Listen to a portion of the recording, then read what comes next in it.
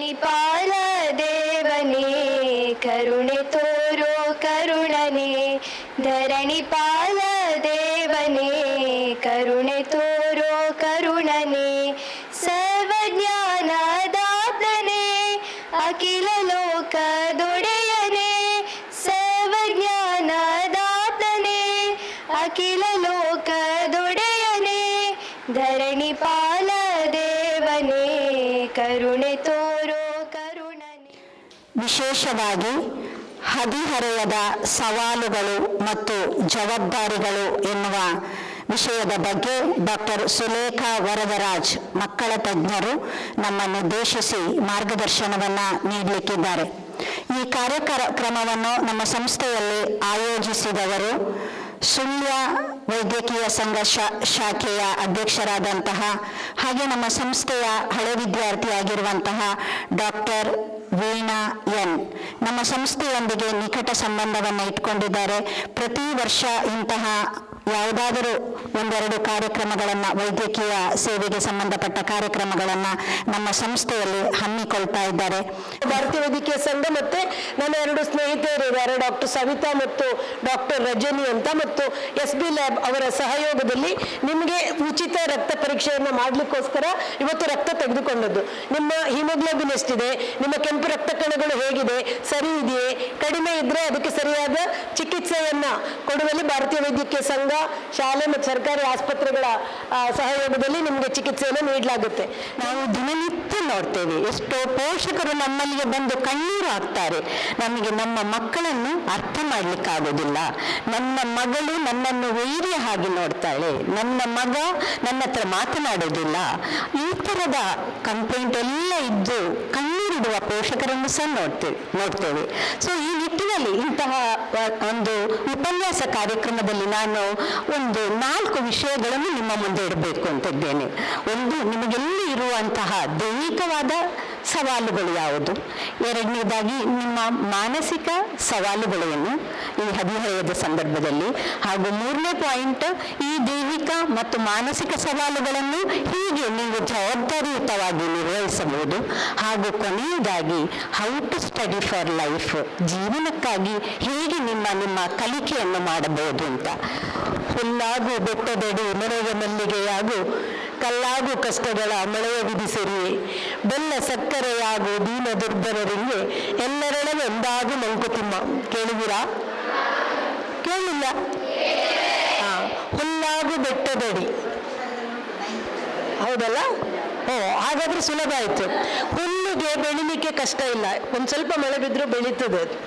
ಹಾಗಾಗಿ ನಾವು ಸುಲಭವಾಗಿ ಅಂದ್ರೆ ನಮ್ಗೆ ಅದಿದ್ರೆ ಮಾತ್ರ ಬದುಕ್ತೇನೆ, ಇದಿದ್ರೆ ಮಾತ್ರ ಬದುಕ್ತೇನೆ ಅಂತಲ್ಲ, ಸಣ್ಣ ವ್ಯವಸ್ಥೆಯಲ್ಲಿದ್ರೂ ಕೂಡ ನನ್ನನ್ನು ನಾನು ಎತ್ತರಿಸಿಕೊಳ್ಳಿಕ್ಕೆ, ಬದುಕಲಿಕ್ಕೆ ನನ್ನನ್ನು ಬೆಳೆಸ್ಕೊಳ್ಬೇಕು.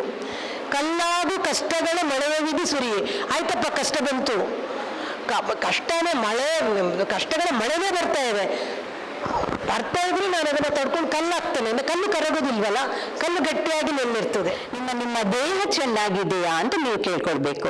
ಸೊ ಫಸ್ಟ್ ಆಗಿ ಸಾಮಾನ್ಯವಾಗಿ ದೈಹಿಕವಾಗಿ ಆರೋಗ್ಯ ಇರುವ ವ್ಯಕ್ತಿ ಯಾರು ಅಂತ ಹೇಳಿದ್ರೆ ಅವನ ಪ್ರಾಯಕ್ಕೆ ತಕ್ಕದಷ್ಟು ಅವನಿಗೆ ಎತ್ತರ ಇರಬೇಕು ತಾನೆ, ಎತ್ತರಕ್ಕೆ ತಕ್ಕ ತೂಕ ಸಹ ಇರಬೇಕು ಅಲ್ವಾ.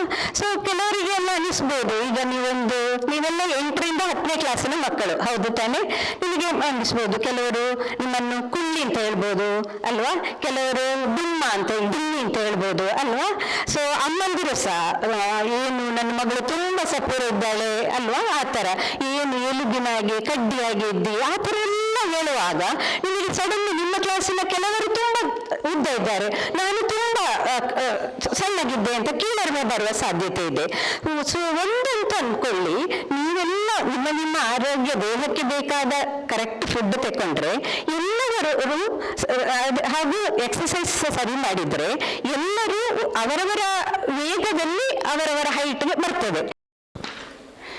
ಭಾರತೀಯ ವೈದ್ಯಕೀಯ ಸಂಘ ಕರ್ನಾಟಕ ರಾಜ್ಯ ಶಾಖೆ, ಕನ್ನಡ ವೈದ್ಯ ಬರಹಗಾರರ ಸಮಿತಿ, ಭಾರತೀಯ ವೈದ್ಯಕೀಯ ಸಂಘ ಸುಳ್ಯ ಶಾಖೆ ಹಾಗೂ ಸರ್ಕಾರಿ ಪದವಿ ಪೂರ್ವ ಕಾಲೇಜು ಸುಳ್ಯ ಇದರ ರೆಡ್ ಕ್ರಾಸ್ ಸಂಸ್ಥೆ ಮತ್ತು ಆರೋಗ್ಯ ಸಂಸ್ಥೆಯ ವತಿಯಿಂದ ನಾವು ಈ ಕಾರ್ಯಕ್ರಮವನ್ನು ಹಮ್ಮಿಕೊಂಡಿದ್ದೇವೆ.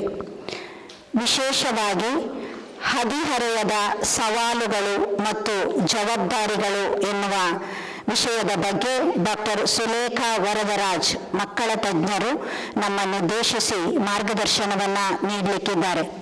ಈ ಕಾರ್ಯಕ್ರಮವನ್ನು ನಮ್ಮ ಸಂಸ್ಥೆಯಲ್ಲಿ ಆಯೋಜಿಸಿದವರು ಸುಳ್ಯ ವೈದ್ಯಕೀಯ ಸಂಘ ಶಾಖೆಯ ಅಧ್ಯಕ್ಷರಾದಂತಹ ಹಾಗೆ ನಮ್ಮ ಸಂಸ್ಥೆಯ ಹಳೆ ವಿದ್ಯಾರ್ಥಿಯಾಗಿರುವಂತಹ ಡಾಕ್ಟರ್ ವೀಣಾ ಎನ್ ನಮ್ಮ ಸಂಸ್ಥೆಯೊಂದಿಗೆ ನಿಕಟ ಸಂಬಂಧವನ್ನು ಇಟ್ಕೊಂಡಿದ್ದಾರೆ. ಪ್ರತಿ ವರ್ಷ ಇಂತಹ ಯಾವುದಾದರೂ ಒಂದೆರಡು ಕಾರ್ಯಕ್ರಮಗಳನ್ನು, ವೈದ್ಯಕೀಯ ಸೇವೆಗೆ ಸಂಬಂಧಪಟ್ಟ ಕಾರ್ಯಕ್ರಮಗಳನ್ನು ನಮ್ಮ ಸಂಸ್ಥೆಯಲ್ಲಿ ಹಮ್ಮಿಕೊಳ್ತಾ ಇದ್ದಾರೆ. ಅದೇ ರೀತಿ ಈ ವರ್ಷ ನಮ್ಮ ರಕ್ತ ಪರೀಕ್ಷೆ, ಹಿಮೋಗ್ಲೋಬಿನ್ ಪರೀಕ್ಷೆಯನ್ನು ಮಾಡಿ ಅದರ ಬಗ್ಗೆ ಹಾಗೂ ಹದಿಹರೆಯದ ಸವಾಲು ಮತ್ತು ಜವಾಬ್ದಾರಿಯ ಬಗ್ಗೆ ನಮ್ಮನ್ನುದ್ದೇಶಿಸಿ ಮಾತಾಡಲಿಕ್ಕಿದ್ದಾರೆ. ಅವರು ಈ ಕಾರ್ಯಕ್ರಮವನ್ನು ಆಯೋಜಿಸಿದ್ದಾರೆ. ಹಾಗೆ ನಮ್ಮ ಸಂಸ್ಥೆಯ ಹಿರಿಯ ಶಿಕ್ಷಕಿ ಪೂರ್ಣಿಮಾ ಇದ್ದಾರೆ. ಇವರು ಮೂವರು ವೇದಿಕೆಗೆ ಬರಬೇಕು ಅಂತ ವಿನಂತಿಸಿಕೊಳ್ತಾ ಇದ್ದೇನೆ.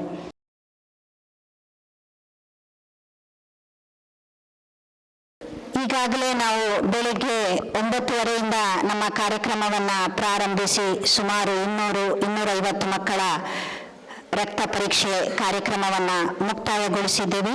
ಇದೀಗ ಸಭಾ ಕಾರ್ಯಕ್ರಮಕ್ಕಾಗಿ ನಾವೆಲ್ಲ ಸೇರಿದ್ದೇವೆ. ಈ ಕಾರ್ಯಕ್ರಮದ ಅಧ್ಯಕ್ಷತೆಯನ್ನು ವಹಿಸಿಕೊಳ್ಳಲಿಕ್ಕಿದ್ದಾರೆ ಭಾರತೀಯ ವೈದ್ಯಕೀಯ ಸಂಘ ಸುಳ್ಯ ಶಾಖೆಯ ಅಧ್ಯಕ್ಷರಾದಂತಹ ಡಾಕ್ಟರ್ ವೀಣಾ ಎನ್ ಇವರನ್ನ ಈ ಕಾರ್ಯಕ್ರಮಕ್ಕೆ ಪ್ರೀತಿಪೂರ್ವಕವಾಗಿ ಸ್ವಾಗತಿಸ್ತಾ ಇದ್ದೇನೆ. ಹಾಗೆ ಈ ದಿನದ ಉಪನ್ಯಾಸವನ್ನ ನಡೆಸಿಕೊಡ್ಲಿಕ್ಕಿದ್ದಾರೆ ಡಾಕ್ಟರ್ ಸುಲೇಖಾ ವರದರಾಜ್ ಮಕ್ಕಳ ತಜ್ಞರು. ಇವರನ್ನು ಕೂಡ ಈ ಕಾರ್ಯಕ್ರಮಕ್ಕೆ ಪ್ರೀತಿಪೂರ್ವಕವಾಗಿ ಸ್ವಾಗತಿಸ್ತಾ ಇದ್ದೇನೆ. ಹಾಗೆ ನಮ್ಮ ಸಂಸ್ಥೆಯ ಹಿರಿಯ ಶಿಕ್ಷಕಿ, ಗಣಿತ ಅಧ್ಯಾಪಕಿ ನಮ್ಮೊಂದಿಗಿದ್ದಾರೆ. ಅವರನ್ನು ಕೂಡ ನಾನು ಈ ಕಾರ್ಯಕ್ರಮಕ್ಕೆ ಪ್ರೀತಿಪೂರ್ವಕವಾಗಿ ಸ್ವಾಗತಿಸ್ತಾ ಇದ್ದೇನೆ. ಹಾಗೆ ನಮ್ಮೊಂದಿಗೆ ಇಷ್ಟು ಹೊತ್ತು ಸಹಕರಿಸಿದ ಸಿಸ್ಟರ್ಸ್ ಇರ್ಬೋದು, SP ಲ್ಯಾಬ್ನ ಸಿಸ್ಟರ್ಸ್ ಇದ್ದಾರೆ, ಹಾಗೆ ಡಾಕ್ಟರ್ ವೀಣಾ ಅವರ ಪರಿಚಾರಕರಿದ್ದಾರೆ, ಹಾಗೆ ಅವರ ಹಸ್ಬೆಂಡ್ ಇದ್ದಾರೆ. ಇವರೆಲ್ಲ ಈ ಕಾರ್ಯಕ್ರಮದಲ್ಲಿ ನಮ್ಮೊಂದಿಗೆ ಸಹಕರಿಸ್ತಾ ಇದ್ದಾರೆ. ಅವರಿಗೆ ಕೂಡ ನಾನು ಪ್ರೀತಿಪೂರ್ವಕವಾದ ಸ್ವಾಗತವನ್ನು ಬಯಸ್ತಾ ಇದ್ದೇನೆ. ಹಾಗೆ ನಮ್ಮ ಸಂಸ್ಥೆಯ ಕನ್ನಡ ಶಿಕ್ಷಕಿ ಹಾಗೆ ಚಂದ್ರಮತಿ ಅವರು, ಹಾಗೆ ಕ್ರಾಫ್ಟ್ ಅಧ್ಯಾಪಕಿ ಚಂದ್ರಾವತಿ ಅವರು ನಮ್ಮೊಂದಿಗಿದ್ದಾರೆ. ಅವರನ್ನು ಕೂಡ ಈ ಕಾರ್ಯಕ್ರಮಕ್ಕೆ ಪ್ರೀತಿಪೂರ್ವಕವಾಗಿ ಸ್ವಾಗತಿಸ್ತಾ ಇವತ್ತಿನ ಕಾರ್ಯಕ್ರಮ ಹದಿಹರೆಯದ ಸವಾಲು, ಹಾಗೆ ನಮ್ಮ ಮುಂದೆ ಹದಿಹರೆಯದ ವಿದ್ಯಾರ್ಥಿನಿಯರಿದ್ದೀರಿ. ನಿಮ್ಮನ್ನು ಮತ್ತೊಮ್ಮೆ ಈ ಕಾರ್ಯಕ್ರಮಕ್ಕೆ ಪ್ರೀತಿಯಿಂದ ಸ್ವಾಗತಿಸ್ತಾ ಪ್ರಾರ್ಥನೆಗಾಗಿ ನಮ್ಮ ಸಂಸ್ಥೆಯ ವಿದ್ಯಾರ್ಥಿಗಳು. ಧರಣಿ ಪಾಲ ದೇವನೇ ಕರುಣೆ ತೋರೋ ಕರುಣನೆ, ಧರಣಿ ಪಾಲ ದೇವನೇ ಕರುಣೆ ತೋರೋ ಕರುಣನೆ, ಸರ್ವಜ್ಞಾನದಾತನೇ ಅಖಿಲ ಲೋಕದೊಡೆಯನೇ, ಸರ್ವಜ್ಞಾನದಾತನೇ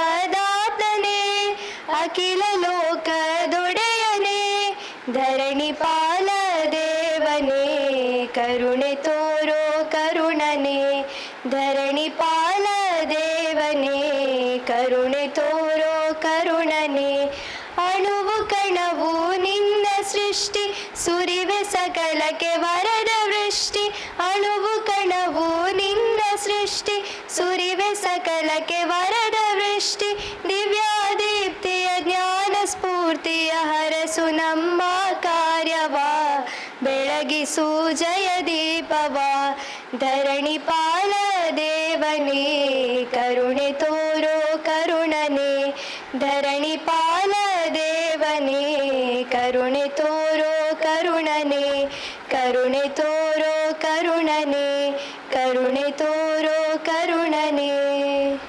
ಶಮ್ಯ ಮತ್ತು ಪೂಜಶ್ರೀ ಇವರಿಗೆ ಧನ್ಯವಾದಗಳು. ಮುಂದೆ ಈ ಕಾರ್ಯಕ್ರಮದ ಉದ್ದೇಶ ಏನು, ಹಾಗೆ ಈ ಕಾರ್ಯಕ್ರಮವನ್ನು ನಡೆಸಿಕೊಡುವ ಉಪನ್ಯಾಸಕರ ಕಿರು ಪರಿಚಯವನ್ನು ನಡೆಸಿಕೊಡ್ಲಿಕ್ಕಿದ್ದಾರೆ ಡಾಕ್ಟರ್ ವೀಣಾ ಇವರು. ಎಲ್ಲ ಮಕ್ಕಳಿಗೆ ಪ್ರೀತಿಯ ನಮಸ್ಕಾರ. ಓಕೆ, ಎಲ್ಲರೂ ಎಚ್ಚರವಾಗಿದ್ದಾರಲ್ಲ? ಓಕೆ, ಧನ್ಯವಾದಗಳು. ಭಾರತೀಯ ವೈದ್ಯಕೀಯ ಸಂಘ ಅಂತ ಇದೆ ನಮ್ಮ ಡಾಕ್ಟರ್ಗಳದ್ದು. 1928 ಇಸ್ವಿಯಲ್ಲಿ ಪ್ರಾರಂಭ ಆಯಿತು. ಅದರ ಶಾಖೆ ಸುಳ್ಯದಲ್ಲಿ, ಭಾರತೀಯ ವೈದ್ಯಕೀಯ ಸಂಘದ ಸುಳ್ಯ ಶಾಖೆ ಸುಮಾರು 180 ಶಾಖೆಗಳು ಕರ್ನಾಟಕದಲ್ಲಿದೆ, ಎಲ್ಲ ರಾಜ್ಯಗಳಲ್ಲೂ ಇದೆ. ನಮ್ಮ ಕರ್ನಾಟಕದಲ್ಲಿ 180 ಬ್ರಾಂಚ್ಗಳಿವೆ. ಅದರಲ್ಲಿ ಕರ್ನಾಟಕ ಶಾಖೆಯ ಕೆಳಗಡೆ ಒಂದು ಉಪಸಮಿತಿ ಇದೆ, ಕನ್ನಡ ವೈದ್ಯ ಬರಹಗಾರರ ಸಮಿತಿ ಅಂತ. ಆ ಕನ್ನಡ ವೈದ್ಯ ಬರಹಗಾರರ ಸಮಿತಿ ನಿಮಗೆ ಇಲ್ಲಿ ಕಾಣ್ಬೋದು. ಕನ್ನಡ ವೈದ್ಯ ಬರಹಗಾರರ ಸಮಿತಿ ಮತ್ತೆ ಸುಳ್ಯ ಶಾಖೆ ನಾವು ಸೇರಿಕೊಂಡು ಒಂದು ದತ್ತಿ ಉಪನ್ಯಾಸ ಕಾರ್ಯಕ್ರಮವನ್ನು ಇಲ್ಲಿ ಆಯೋಜಿಸಿದ್ದೇವೆ. ಈ ದತ್ತಿ ಉಪನ್ಯಾಸದ ಪ್ರಾಯೋಜಕರು ಡಾಕ್ಟರ್ ದೀಪಕ್ ಹಳದಿಪ್ಪರ್ ಅಂತ, ಬ್ಯಾಂಗ್ಳೂರ್ ಮೆಡಿಕಲ್ ಕಾಲೇಜ್ನಲ್ಲಿ ಓದಿ ಅಲ್ಲಿಯ ENT ಸರ್ಜನ್ ಆಗಿ ಟ್ರಸ್ಟ್ವೆಲ್ ಹಾಸ್ಪಿಟಲ್ನ ನಡೆಸ್ಕೊಂಡು ಬರ್ತಾ ಇದ್ದಾರೆ ಬ್ಯಾಂಗ್ಳೂರಲ್ಲಿ. ಅವರು ಅವರ ತಂದೆ ತಾಯಿಯ ಹೆಸರಲ್ಲಿ, ಇಲ್ಲಿ ಅವರ ಹೆಸರು ಶ್ರೀಮತಿ ಸುಶೀಲಾ ಮತ್ತು ವಾಸುದೇವ ರಾವ್ ಅಂತ, ಅವರ ಹೆಸರಿನಲ್ಲಿ ಒಂದು ಒಳ್ಳೆಯ ಕಾರ್ಯಕ್ರಮಗಳಾಗಬೇಕು, ಅದು ಅರಿವು ಮೂಡಿಸುವಂಥ ಕಾರ್ಯಕ್ರಮಗಳಾಗಬೇಕು ಅನ್ನುವ ಉದ್ದೇಶದಿಂದ ಅವರು ಆ ದತ್ತಿ ನಿಧಿಯನ್ನು ಇಟ್ಟಿದ್ದಾರೆ. ಅದರ ಪ್ರಾಯೋಜಕತ್ವದಲ್ಲಿ ನಾವು ಇವತ್ತು ಆಯ್ಕೆ ಮಾಡಿಕೊಂಡಿರೋ ವಿಷಯ ಹದಿಹರೆಯದ ಸವಾಲುಗಳು ಮತ್ತು ಜವಾಬ್ದಾರಿ. ನಾವು ಬಾಲ್ಯದಿಂದ ಹದಿಹರೆಯಕ್ಕೆ ಹೋಗುವಾಗ ಒಂದು ರೂಪಾಂತರ ಆಗುತ್ತೆ, ಮಾನಸಿಕವಾಗಿ ದೈಹಿಕವಾಗಿ ಪರಿವರ್ತನೆ ನಮ್ಮಲ್ಲಿ ಆಗ್ತದೆ, ನಮ್ಗೆ ಗೊತ್ತಾಗದ ಹಾಗೆ ಆಗ್ತದೆ. ಹೌದಾ ಅಲ್ವೋ? ಹೌದು ಅಲ್ವೋ? ಹೌದು. ಆ ಪರಿವರ್ತನೆ ಏನು, ಆ ಪರಿವರ್ತನೆ ಯಾಕಾಗ್ತದೆ, ಆ ಪರಿವರ್ತನೆಯನ್ನು ನಾವು ಹೇಗೆ ಎದುರಿಸಬೇಕು ಅನ್ನೋದರ ಬಗ್ಗೆ ನಮಗೆಲ್ಲ ಮಾಹಿತಿ ಇರಬೇಕಾಗಿದ್ದು ಅಗತ್ಯ. ಹಾಗಾಗಿ ನಾನು ಡಾಕ್ಟರ್ ಸುಲೇಖಾ ವರದರಾಜ್, ಇವರು ಮಕ್ಕಳ ತಜ್ಞರು, ಇವರನ್ನ ನಾನು ಈ ಕಾರ್ಯಕ್ರಮಕ್ಕೆ ಕೇಳ್ಕೊಂಡಾಗ ಅವ್ರ ಪ್ರೀತಿಯಿಂದ ಒಪ್ಪಿಕೊಂಡು ಬಂದಿದ್ದಾರೆ. ಅವರಿಗೆ ಎಲ್ಲರ ಪರವಾಗಿ ಮತ್ತೆ ಭಾರತೀಯ ವೈದ್ಯಕೀಯ ಸಂಘದ ನೆಲೆಯಲ್ಲಿ ಸ್ವಾಗತವನ್ನು ಕೋರ್ತಾ ಇದ್ದೇನೆ. ಹಾಗೆಯೇ ಇವರ ಪ್ರಾಥಮಿಕ ವಿದ್ಯಾಭ್ಯಾಸವನ್ನು ಕಾಸರಗೋಡಲ್ಲಿ ಮಾಡಿ KMC ಮಂಗಳೂರಿನಲ್ಲಿ MBBS ಅನ್ನು, ಬ್ಯಾಂಗ್ಳೂರ್ ಮೆಡಿಕಲ್ ಕಾಲೇಜಲ್ಲಿ ಮಕ್ಕಳ ತಜ್ಞರಾಗಿ ಇವರು ಹೊರಹೊಮ್ಮಿದವರು. ಸುಮಾರು ಈ ಕಳೆದ ವರ್ಷದವರೆಗೂ ಕೂಡ ESIಯಲ್ಲಿ ತನ್ನ ಸೇವೆಯನ್ನು ಸಲ್ಲಿಸಿಕೊಂಡು ಬಂದವರು. ESI ಇಂದ best doctor of the year ಅಂತ 2017ರಲ್ಲಿ ಪ್ರಶಸ್ತಿಯನ್ನು ಪಡೆದುಕೊಂಡವರು. ಅನೇಕ ಮಕ್ಕಳಿಗೆ ಕೌನ್ಸಿಲಿಂಗ್ ಮಾಡುವ ಬಗ್ಗೆ, ಮಕ್ಕಳ ಮಾನಸಿಕ ವಿಷಯಗಳ ಬಗ್ಗೆ ಮತ್ತೆ ಮಾನಸ ಆಸ್ಪತ್ರೆ ಶಿವಮೊಗ್ಗದಲ್ಲಿ ಫೆಲೋಶಿಪ್ ಅನ್ನು ಪಡ್ಕೊಂಡವರು, ಅನೇಕ ಲೇಖನಗಳನ್ನು ಬರಿತಾ ಬಂದವರು. ಹಾಗೆಯೇ ಮಕ್ಕಳ ಜೊತೆಗೆ ಅನೇಕ ಉಪನ್ಯಾಸಗಳನ್ನು ನೀಡ್ತಾ ಬಂದವರು. ಇವತ್ತು ನಿಮಗೆ ಸಂಪನ್ಮೂಲ ವ್ಯಕ್ತಿಯಾಗಿ ಬಂದಿದ್ದಾರೆ, ಅವರಿಗೆ ನಾನು ಸ್ವಾಗತವನ್ನು ಕೋರ್ತಾ ಇದ್ದೇನೆ. ಅದರ ಜೊತೆಗೆ ಭಾರತೀಯ ವೈದ್ಯಕೀಯ ಸಂಘ ಸುಳ್ಯ ಶಾಖೆ, ನಾವು ಮಕ್ಕಳಿಗೆ ಅನೀಮಿಯಾ, ಇವಾಗ ಹದಿಹರೆಯದಲ್ಲಿ ನಾವು ಹೆಚ್ಚಾಗಿ ಮಾನಸಿಕ ಮತ್ತು ಸವಾಲುಗಳ ಬಗ್ಗೆ ನಾವು ನೋಡಿದ್ರೆ, ಹಾಗೆ ದೈಹಿಕವಾಗಿ ಕೂಡ ಸವಾಲುಗಳಿರುತ್ತೆ.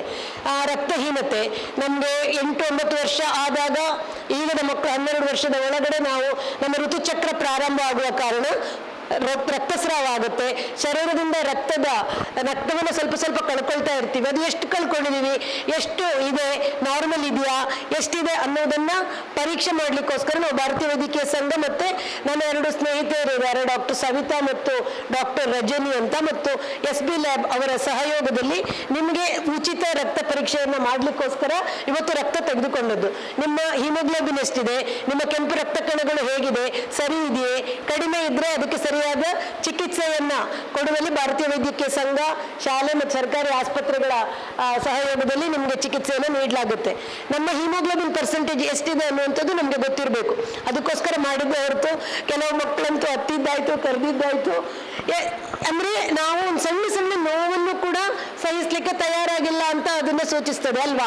ಎಷ್ಟೋ ಜನ ಬಂದ್ಬಿಟ್ಟು ನಮ್ಗೇನು ಆಗ್ಲಿಲ್ಲ. ಅದೇ ಕೆಲವರು ಏನು ಕೊಲ್ಲಕ್ಕೆ ಕರ್ಕೊಂಡು ಹೋಗ್ತೀವಿ ಅನ್ನೋ ತರ ಕೂಡ ಹತ್ತಿದ್ದನ್ನ ನಾವು ನೋಡಿದೀವಿ. ಅಂದ್ರೆ ನಾವೊಂದು ಕಷ್ಟಗಳು ಬಂದಾಗ ಹೇಗೆ ಎದುರಿಸ್ತೇವೆ, ನಾವು ಮಾನಸಿಕವಾಗಿ ಎಷ್ಟು ಸ್ಥೈರ್ಯವಂತರಾಗಿದ್ದೇವೆ ಅನ್ನೋದಕ್ಕೂ ನಮ್ಗೆ ನಾವೇ ಟೆಸ್ಟ್ ಮಾಡ್ಕೊಂಡಾಗಾಯ್ತು. ಅದ್ರ ಅರ್ಥ ಏನು, ನಮ್ಮನ್ನು ನಾವು ಗಟ್ಟಿ ಮಾಡ್ಕೊಳ್ಬೇಕಂತ.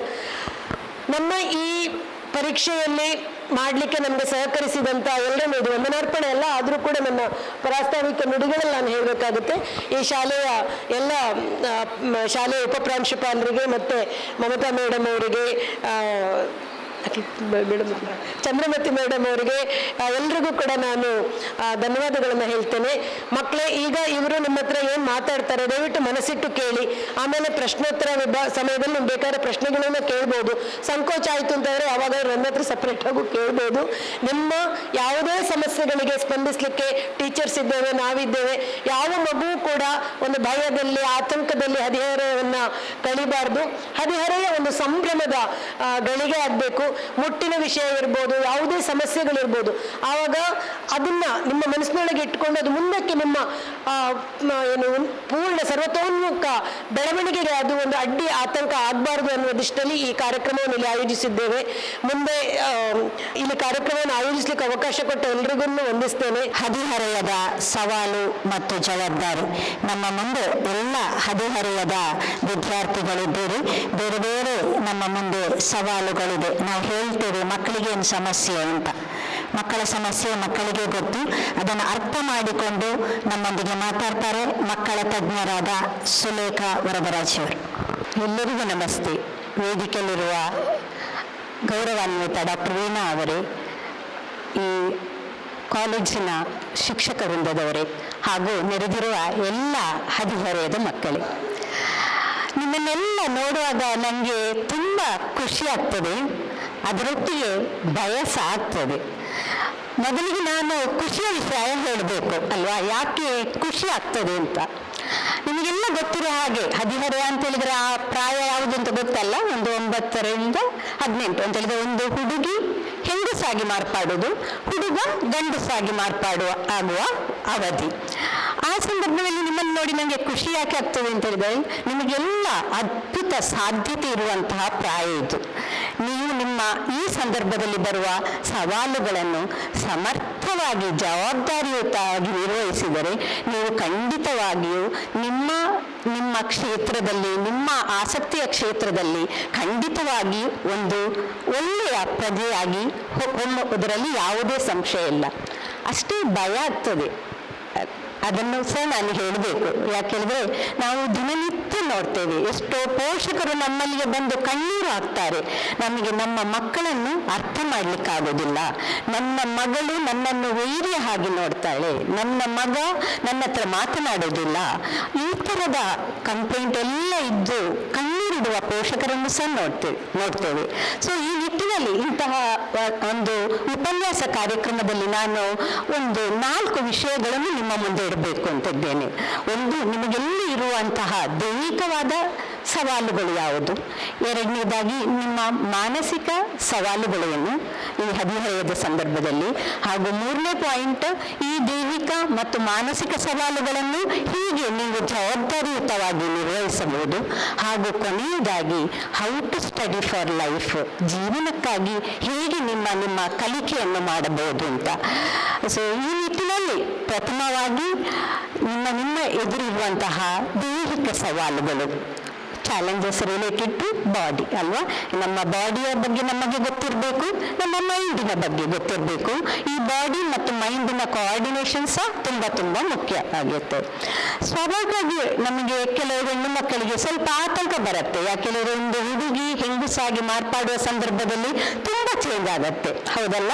ಕೆಲವು ಸಡನ್ ಆಗಿ ಹೈಟ್ ಬರುತ್ತೆ, ತೂಕ ತುಂಬ ಜಾಸ್ತಿ ಆಗತ್ತೆ, ಶರೀರದಲ್ಲಿ ಕೊಬ್ಬಿನ ಅಂಶ ಬೇರೆ ಬೇರೆ ಜಾಗದಲ್ಲಿ ಬೇರೆ ಬೇರೆ ರೀತಿಯಲ್ಲಿ ಶೇಖರಣೆ ಆಗಿ ಒಂದು ಹುಡುಗಿಗೆ ಫಿಮಿನೈನ್ ಫಿಗರ್ ಅಂತ ಹೇಳ್ತೇವೆ, ಒಂದು ಹೆಂಗಸಿನ ಆಕಾರವನ್ನು ಕೊಡ್ತದೆ. ಹಾಗೂ ಈಗಾಗಲೇ ಹೇಳಿದಾಗೆ ರಕ್ತಹೀನತೆ ಮತ್ತು ಮುಟ್ಟು ಸಂಬಂಧಿ ಅನೇಕ ಚಾಲೆಂಜ್ಗಳು ಬಂದು ನಿಮಗೆ ತುಂಬ ಕಷ್ಟ ಆಗುತ್ತೆ ಇದನ್ನು ಹೇಗೆ ನಿರ್ವಹಿಸುವುದು ಅಂತ. ಸೊ ಈ ನಿಟ್ಟಿನಲ್ಲಿ ಪ್ರತಿಯೊಬ್ಬರು ದೈಹಿಕವಾಗಿ ಒಬ್ಬ ವ್ಯಕ್ತಿ ಯಾರು ಆರೋಗ್ಯವಂತ ಅಂತ ನಾವು ಕೇಳ್ಕೊಳ್ಬೇಕಾಗತ್ತೆ. ನಿಮ್ಮ ದೇಹ ಚೆನ್ನಾಗಿದೆಯಾ ಅಂತ ನೀವು ಕೇಳ್ಕೊಳ್ಬೇಕು. ಸೊ ಫಸ್ಟ್ ಆಗಿ ಸಾಮಾನ್ಯವಾಗಿ ದೈಹಿಕವಾಗಿ ಆರೋಗ್ಯ ಇರುವ ವ್ಯಕ್ತಿ ಯಾರು ಅಂತ ಹೇಳಿದ್ರೆ, ಅವನ ಪ್ರಾಯಕ್ಕೆ ತಕ್ಕದಷ್ಟು ಅವನಿಗೆ ಎತ್ತರ ಇರಬೇಕು ತಾನೆ, ಎತ್ತರಕ್ಕೆ ತಕ್ಕ ತೂಕ ಸಹ ಇರಬೇಕು ಅಲ್ವಾ. ಸೊ ಕೆಲವರಿಗೆ ಎಲ್ಲ ಅನಿಸ್ಬೋದು, ಈಗ ನೀವೆಲ್ಲ 8 ರಿಂದ 10ನೇ ಕ್ಲಾಸಿನ ಮಕ್ಕಳು, ಹೌದು ತಾನೆ. ನಿಮಗೆ ಅನಿಸ್ಬೋದು, ಕೆಲವರು ನಿಮ್ಮನ್ನು ಕುಳ್ಳಿ ಅಂತ ಹೇಳ್ಬೋದು ಅಲ್ವಾ, ಕೆಲವರು ಡಿಮ್ಮ ಡಿಮ್ಮಿ ಅಂತ ಹೇಳ್ಬೋದು ಅಲ್ವಾ. ಸೊ ಅಮ್ಮಂದಿರು ಸಹ ಏನು ನನ್ನ ಮಗಳು ತುಂಬಾ ಸಪೂರ ಇದ್ದಾಳೆ ಅಲ್ವಾ, ಆ ಥರ ಏನು ಎಲುಬಿನಾಗಿ ಕಡ್ಡಿಯಾಗಿ ಇದ್ದಿ ಆ ಥರ ಎಲ್ಲ ಹೇಳುವಾಗ ನಿಮಗೆ ಸಡನ್ಲಿ ನಿಮ್ಮ ಕ್ಲಾಸಿನ ಕೆಲವರು ತುಂಬಾ ಉದ್ದ ಇದ್ದಾರೆ, ನಾನು ತುಂಬಾ ಸಣ್ಣಗಿದ್ದೆ ಅಂತ ಕೀಳರಿಮೆ ಬರುವ ಸಾಧ್ಯತೆ ಇದೆ. ಸೊ ಒಂದಂತ ಅನ್ಕೊಳ್ಳಿ, ನೀವೆಲ್ಲ ನಿಮ್ಮ ಆರೋಗ್ಯ ದೇಹಕ್ಕೆ ಬೇಕಾದ ಕರೆಕ್ಟ್ ಫುಡ್ ತಗೊಂಡ್ರೆ, ಎಲ್ಲರೂ ಹಾಗೂ ಎಕ್ಸಸೈಸ್ ಸರಿ ಮಾಡಿದ್ರೆ ಎಲ್ಲರೂ ಅವರವರ ವೇಗದಲ್ಲಿ ಅವರವರ ಹೈಟ್ಗೆ ಬರ್ತದೆ. ನೀವು ಎಲ್ಲಾದ್ರೂ ಭತ್ತದ ಗಿಡ ಬೆಳೆಯುವುದು ನೋಡಿದ್ದೀರಾ? ಭತ್ತದ ಕಂಡಿದ್ದೀರಲ್ವಾ ಗದ್ದೆ. ಅದರಲ್ಲಿ ಇನಿಷಿಯಲ್ ಅದು ಬೀಜ ಬರುವಾಗ ಕೆಲವು ಗಿಡಗಳು ಸ್ವಲ್ಪ ಜಾಸ್ತಿಯಾಗಿ ಬೇಗ ಉದ್ದ ಬರುತ್ತೆ, ಕೆಲವು ಗಿಡಗಳು ಸ್ವಲ್ಪ ಸ್ವಲ್ಪ ನಿಧಾನ ಆಗಿ ಬರುತ್ತೆ. ಕಡೆಗೆ ಒಂದು ಅದು ಬರುವಾಗ ನೋಡಿದ್ದೀರಾ, ಭತ್ತ ಆಗುವಾಗ ಎಲ್ಲ ಸಾಮಾನ್ಯ ಒಂದು ಸರಿಯಾಗಿ ಎತ್ತರ ಬರುತ್ತೆ ಅಲ್ವಾ. ಸೊ ಈ ನಿಟ್ಟಿನಲ್ಲಿ ನೀವೆಲ್ಲರೂ ಒಂದು ಅರ್ಥ ಮಾಡ್ಕೊಳ್ಬೇಕು, ನಿಮ್ಮ ಉದ್ದಕ್ಕೆ ತಕ್ಕದ ವೆಯ್ಟ್ ಉಂಟಾ ಅಂತ ಹೇಳ್ಬೇಕು. ಹೇಗೆ ಅಂತ ಹೇಳಿದ್ರೆ ಬಾಡಿ ಮಾಸ್ ಇಂಡೆಕ್ಸ್ ಅಂತ ಒಂದು ಸುಲಭವಾದ ಸೂತ್ರ ಇದೆ, ಬೇಕಾದ್ರೆ ನೀವು ನೋಟ್ ಮಾಡ್ಕೊಳ್ಬಹುದು.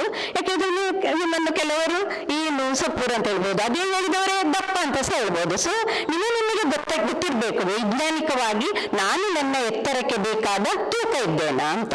ಇದು ಎಲ್ಲ ಪ್ರಾಯದವರಿಗೆ ನಾವು ಅಪ್ಲೈ ಮಾಡ್ಬೋದು. ಅದು ಯಾವುದು ಅಂತ ಹೇಳಿದ್ರೆ ವೆಯ್ಟ್ ಇನ್ ಕಿಲೋಗ್ರಾಮ್ಸ್ ಭಾಗಿಸು height in metre into height in metre ಅಂತ ಮಾಡುವಾಗ 18ರಿಂದ 25 ನಷ್ಟು ನಂಬರ್ ಸಿಗ್ಬೇಕು. ಅರ್ಥ ಆಯ್ತಲ್ಲ. ಸೊ ಫಾರ್ ಎಕ್ಸಾಂಪಲ್ ಒಂದು 55 ಕಿಲೋ ತೂಕ ಮಾಡುವ ಒಬ್ರು ಹೆಂಗಸಿದ್ದಾರೆ ಅಂತ ಅನ್ಕೊಳ್ಳಿ. 18 ಕಿಲೋಗ್ರಾಮ್ಸ್ ಡಿವೈಡೆಡ್ ಬೈ ಅವರ ಹೈಟ್ 155 ಸೆಂಟಿಮೀಟರ್ ಅಂತ ಹೇಳಿದ್ರೆ ಅದನ್ನು ಮೀಟರ್ ಮಾಡಬೇಕು. ಹೀಗೆ 1.55 ಇಂಟು 1.55 ಮಾಡುವಾಗ ಎಷ್ಟು ಬರಬೇಕು? 18ರಿಂದ 25. ಸೊ ಒಂದು 55 ಕಿಲೋ ಇರುವ ಅವರ ಹೈಟ್ 155 ಸೆಂಟಿಮೀಟರ್ ಇದ್ರೆ ಅವರ ಬಾಡಿ ಮಾಸ್ ಇಂಡೆಕ್ಸ್ 22.9 ಇರುತ್ತೆ.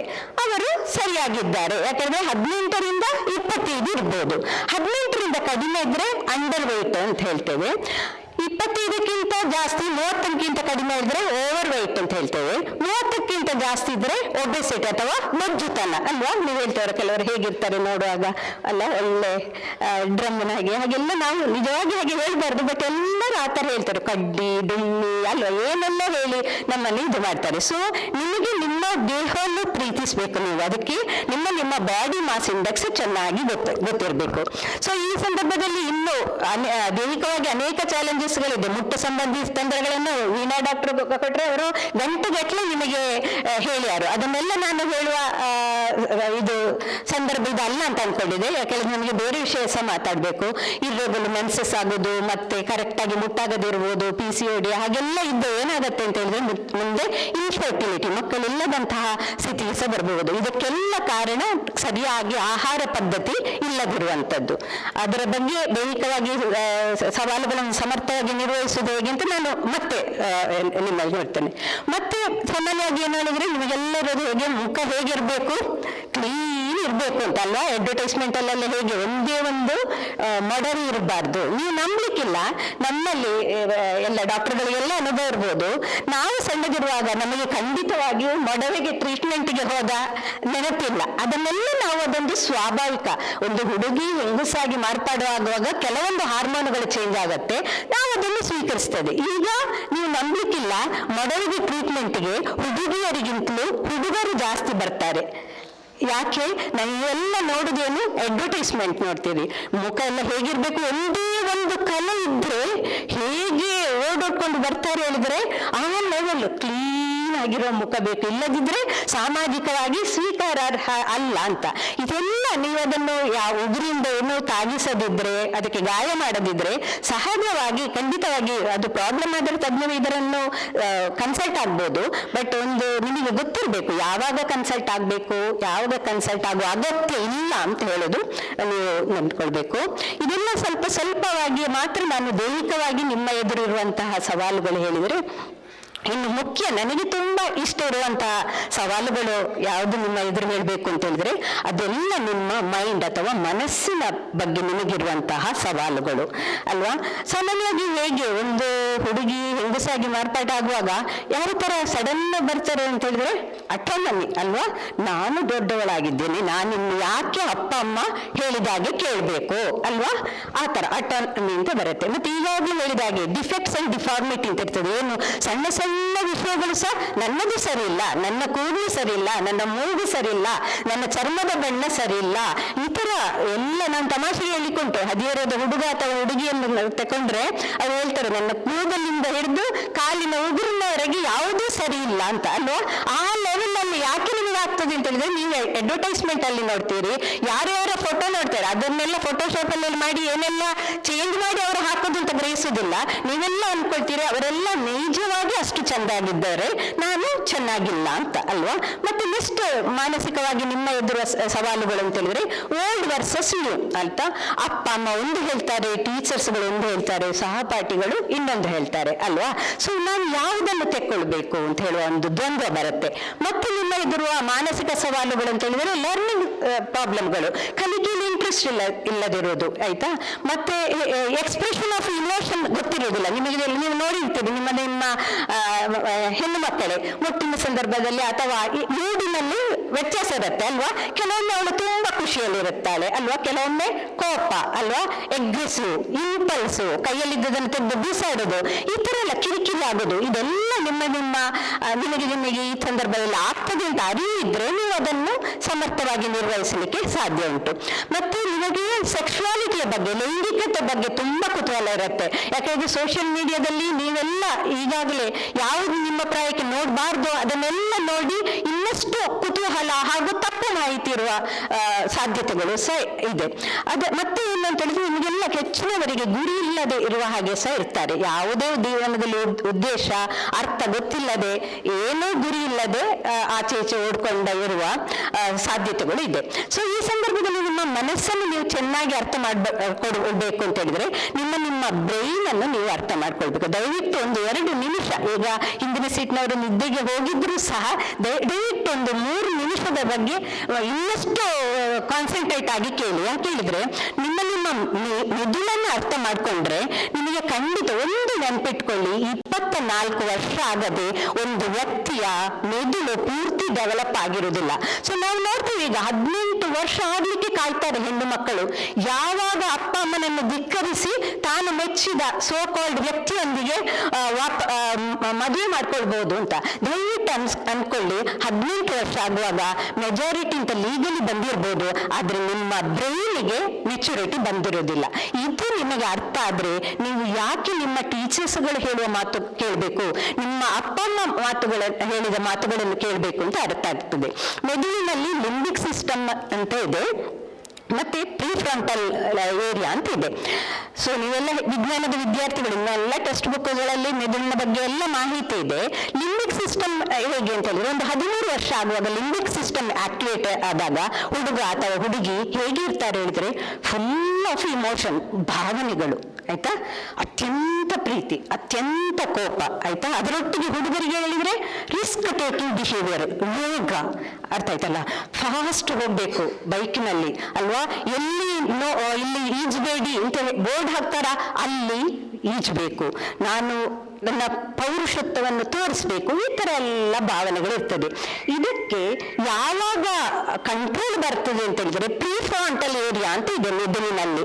ಅದು ಯಾವುದು ಅಂತ ಹೇಳಿದ್ರೆ ವಿವೇಚನೆ, ಪ್ರಾಬ್ಲಮ್ ಸಾಲ್ವಿಂಗ್, ಡಿಸಿಷನ್ ಮೇಕಿಂಗ್ ಮತ್ತು ಜಡ್ಜ್ಮೆಂಟ್ ಏರಿಯಾ.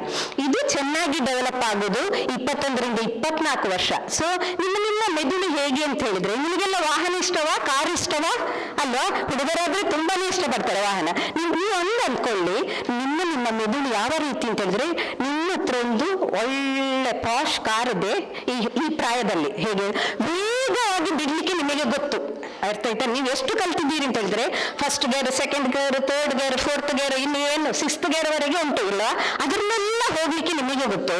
ಆದ್ರೆ ನಿಮ್ಮ ಮೆದುಳಿಗೆ ನಿಮ್ಮ ಮನಸ್ಥಿತಿ ಹೇಗೆ ಅಂತ ಹೇಳಿದ್ರೆ ಅದಕ್ಕೆ ಯಾವಾಗ ಬ್ರೇಕ್ ಹಾಕಬೇಕು, ಹೇಗೆ ಬ್ರೇಕ್ ಹಾಕಬೇಕು, ಎಲ್ಲಿ ಬ್ರೇಕ್ ಹಾಕಬೇಕು ಅಂತ ಹೇಳೋದು ಇಲ್ಲ.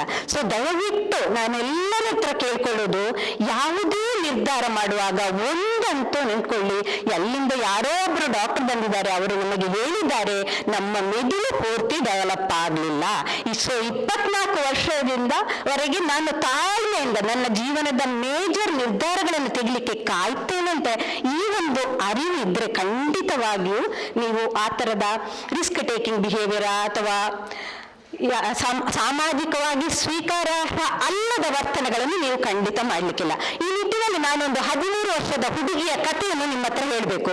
ಇದು ವೈಯಕ್ತಿಕ ಆದ್ರೂ ನಾನು ನಿಮಗೆ ಹೇಳಬೇಕು. ಯಾಕೆಂದ್ರೆ ಆ ಹುಡುಗಿ ಹೇಳಿದ್ದಾಳೆ, ನೀವು ಎಲ್ಲೆಲ್ಲ ಕಡೆಗೆ ಹೋಗ್ತಿರಲ್ಲ, ಹೋಗಿ ಉದ್ದೇಶಿಸಿ ಮಾತಾಡ್ತಿರಲ್ಲ ನನ್ನ ಪ್ರಾಯದ ಆ ಮಕ್ಕಳನ್ನು ನೀವು ಉದ್ದೇಶಿಸಿ ಮಾತನಾಡುವಾಗ ನಾನು ಬರ್ತೇನೆ, ನನ್ನ ಜೀವನ ಅನುಭವವನ್ನು ನಾನು ಹೇಳ್ತೇನೆ, ಯಾರು ಸಹ ನನ್ನ ಹಾಗೆ ಒಂದು ತಪ್ಪು ನಿರ್ಧಾರ ಮಾಡಬಾರದು ಅಂತ. ಅವಳು ನಿಮ್ಮ ಹಾಗೆ ಒಂದು 13 ವರ್ಷದ ಒಳ್ಳೆ ಹೆಣ್ಣು ಮಗಳು.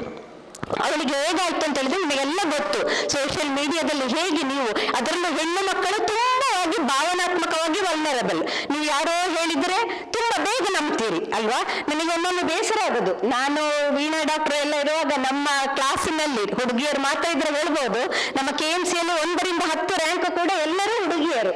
ಯಾಕೆಂದ್ರೆ ನಮಗೆ ಬೇರೆ ಡೈವರ್ಟ್ ಮಾಡೋ ವಿಷಯ ಇರಲಿಲ್ಲ. ಈಗ ನಾನು ಹುಡುಕ್ತೇನೆ ಒಳ್ಳೆ ಒಳ್ಳೆ ಕಾಲೇಜುಗಳಲ್ಲಿ ಅಥವಾ ನೀಟ್ ಇರ್ಬೋದು, ಅದೇ ಕ್ರೈಟೀರಿಯಾ ಅಲ್ಲ, ಅದರಲ್ಲಿ ನಾನು ಹುಡುಗಿಯರ ಫೋಟೋವನ್ನು ಹುಡುಕಬೇಕು.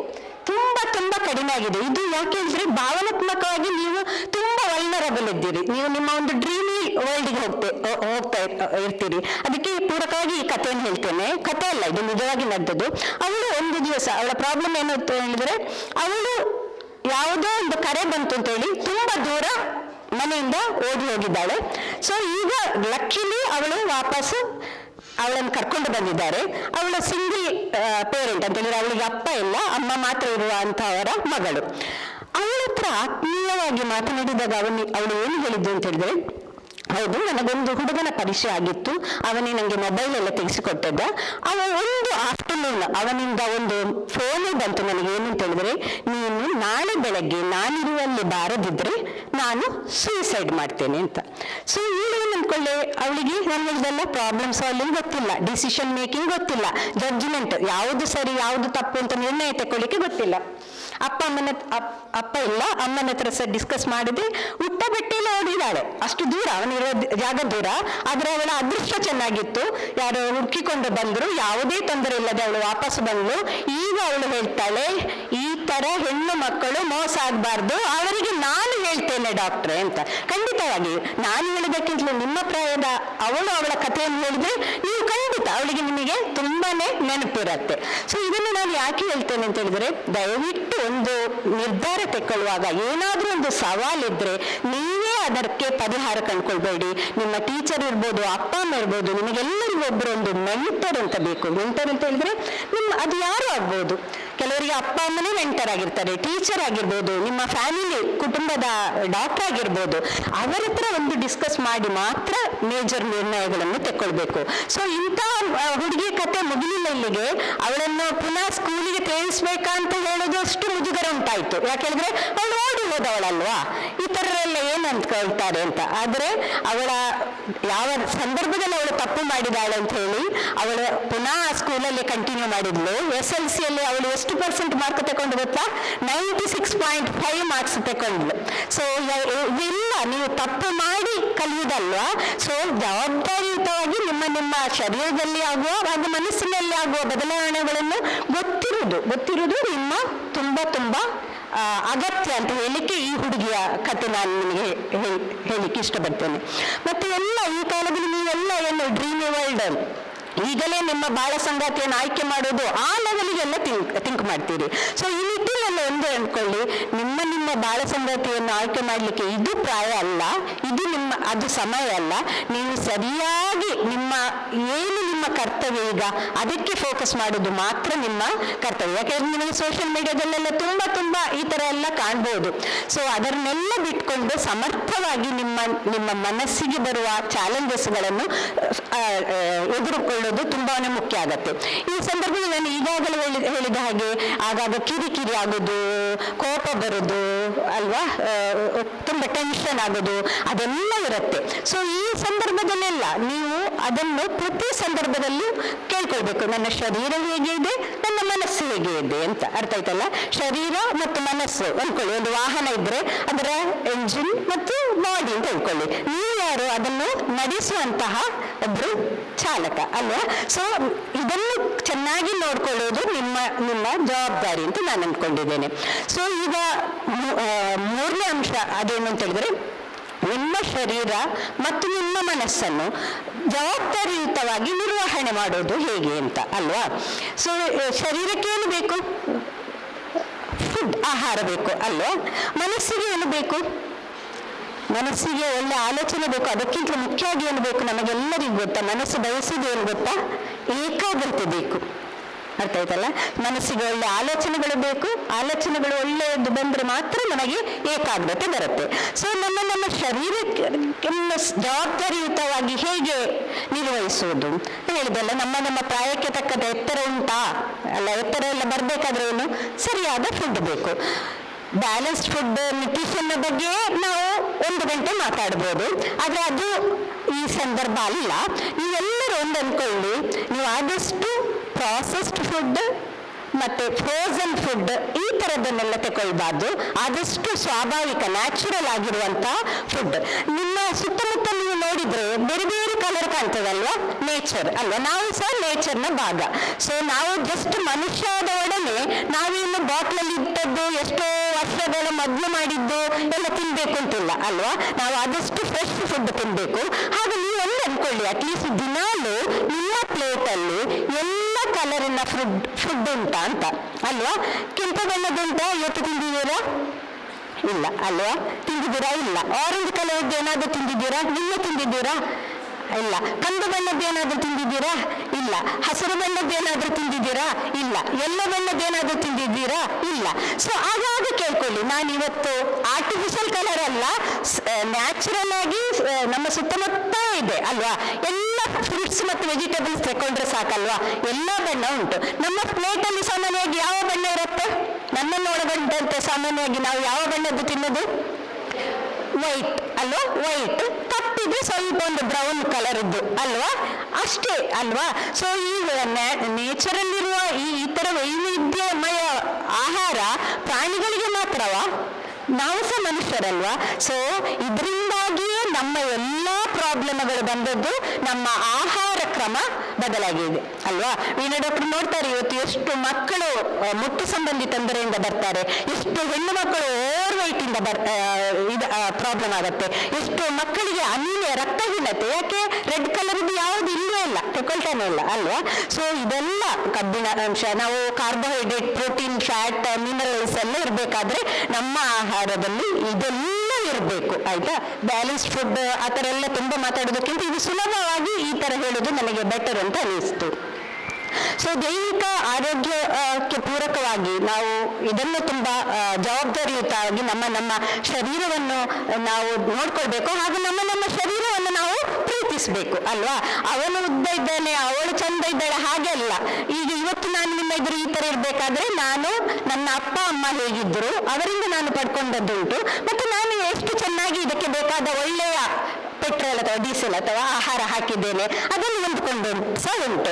ಸೊ ನಮಗೆ ಏನುಂಟು ಅದನ್ನು ಇನ್ನಷ್ಟು ಚೆನ್ನಾಗಿ ಮಾಡೋದು ಮಾತ್ರ ನಮ್ಮ ಕೈಯಲ್ಲಿರುವುದು.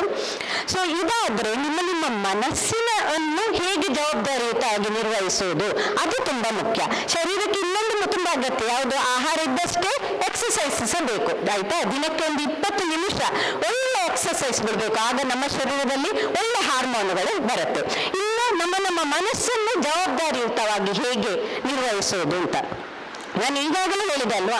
ನಾನು ಈಗ ಇಲ್ಲಿದ್ದೇನೆ ಅಲ್ವಾ, ನನಗೆ 1 ನಿಮಿಷದಲ್ಲಿ ಎಷ್ಟು ಆಲೋಚನೆ ಬರ್ಬೋದು ಹೇಳಿ? ನಾನೀಗ ಭಾಷಣ ಮಾಡೋದು ಇಲ್ಲದಿದ್ದರೆ ಸುಮ್ಮನೆ ಕೂತಿರುವಾಗ ಒಬ್ಬ ವ್ಯಕ್ತಿಗೆ ಎಷ್ಟು ಆಲೋಚನೆ ಬರ್ಬೋದು? ಗೆಸ್ ಮಾಡ್ಬೋದಾ? 1 ನಿಮಿಷದಲ್ಲಿ ಒಂದು ಅಂದಾಜು ಒಂದು ಸಂಖ್ಯೆ ಹೇಳಿಕ್ಕಾಗತ್ತಾ?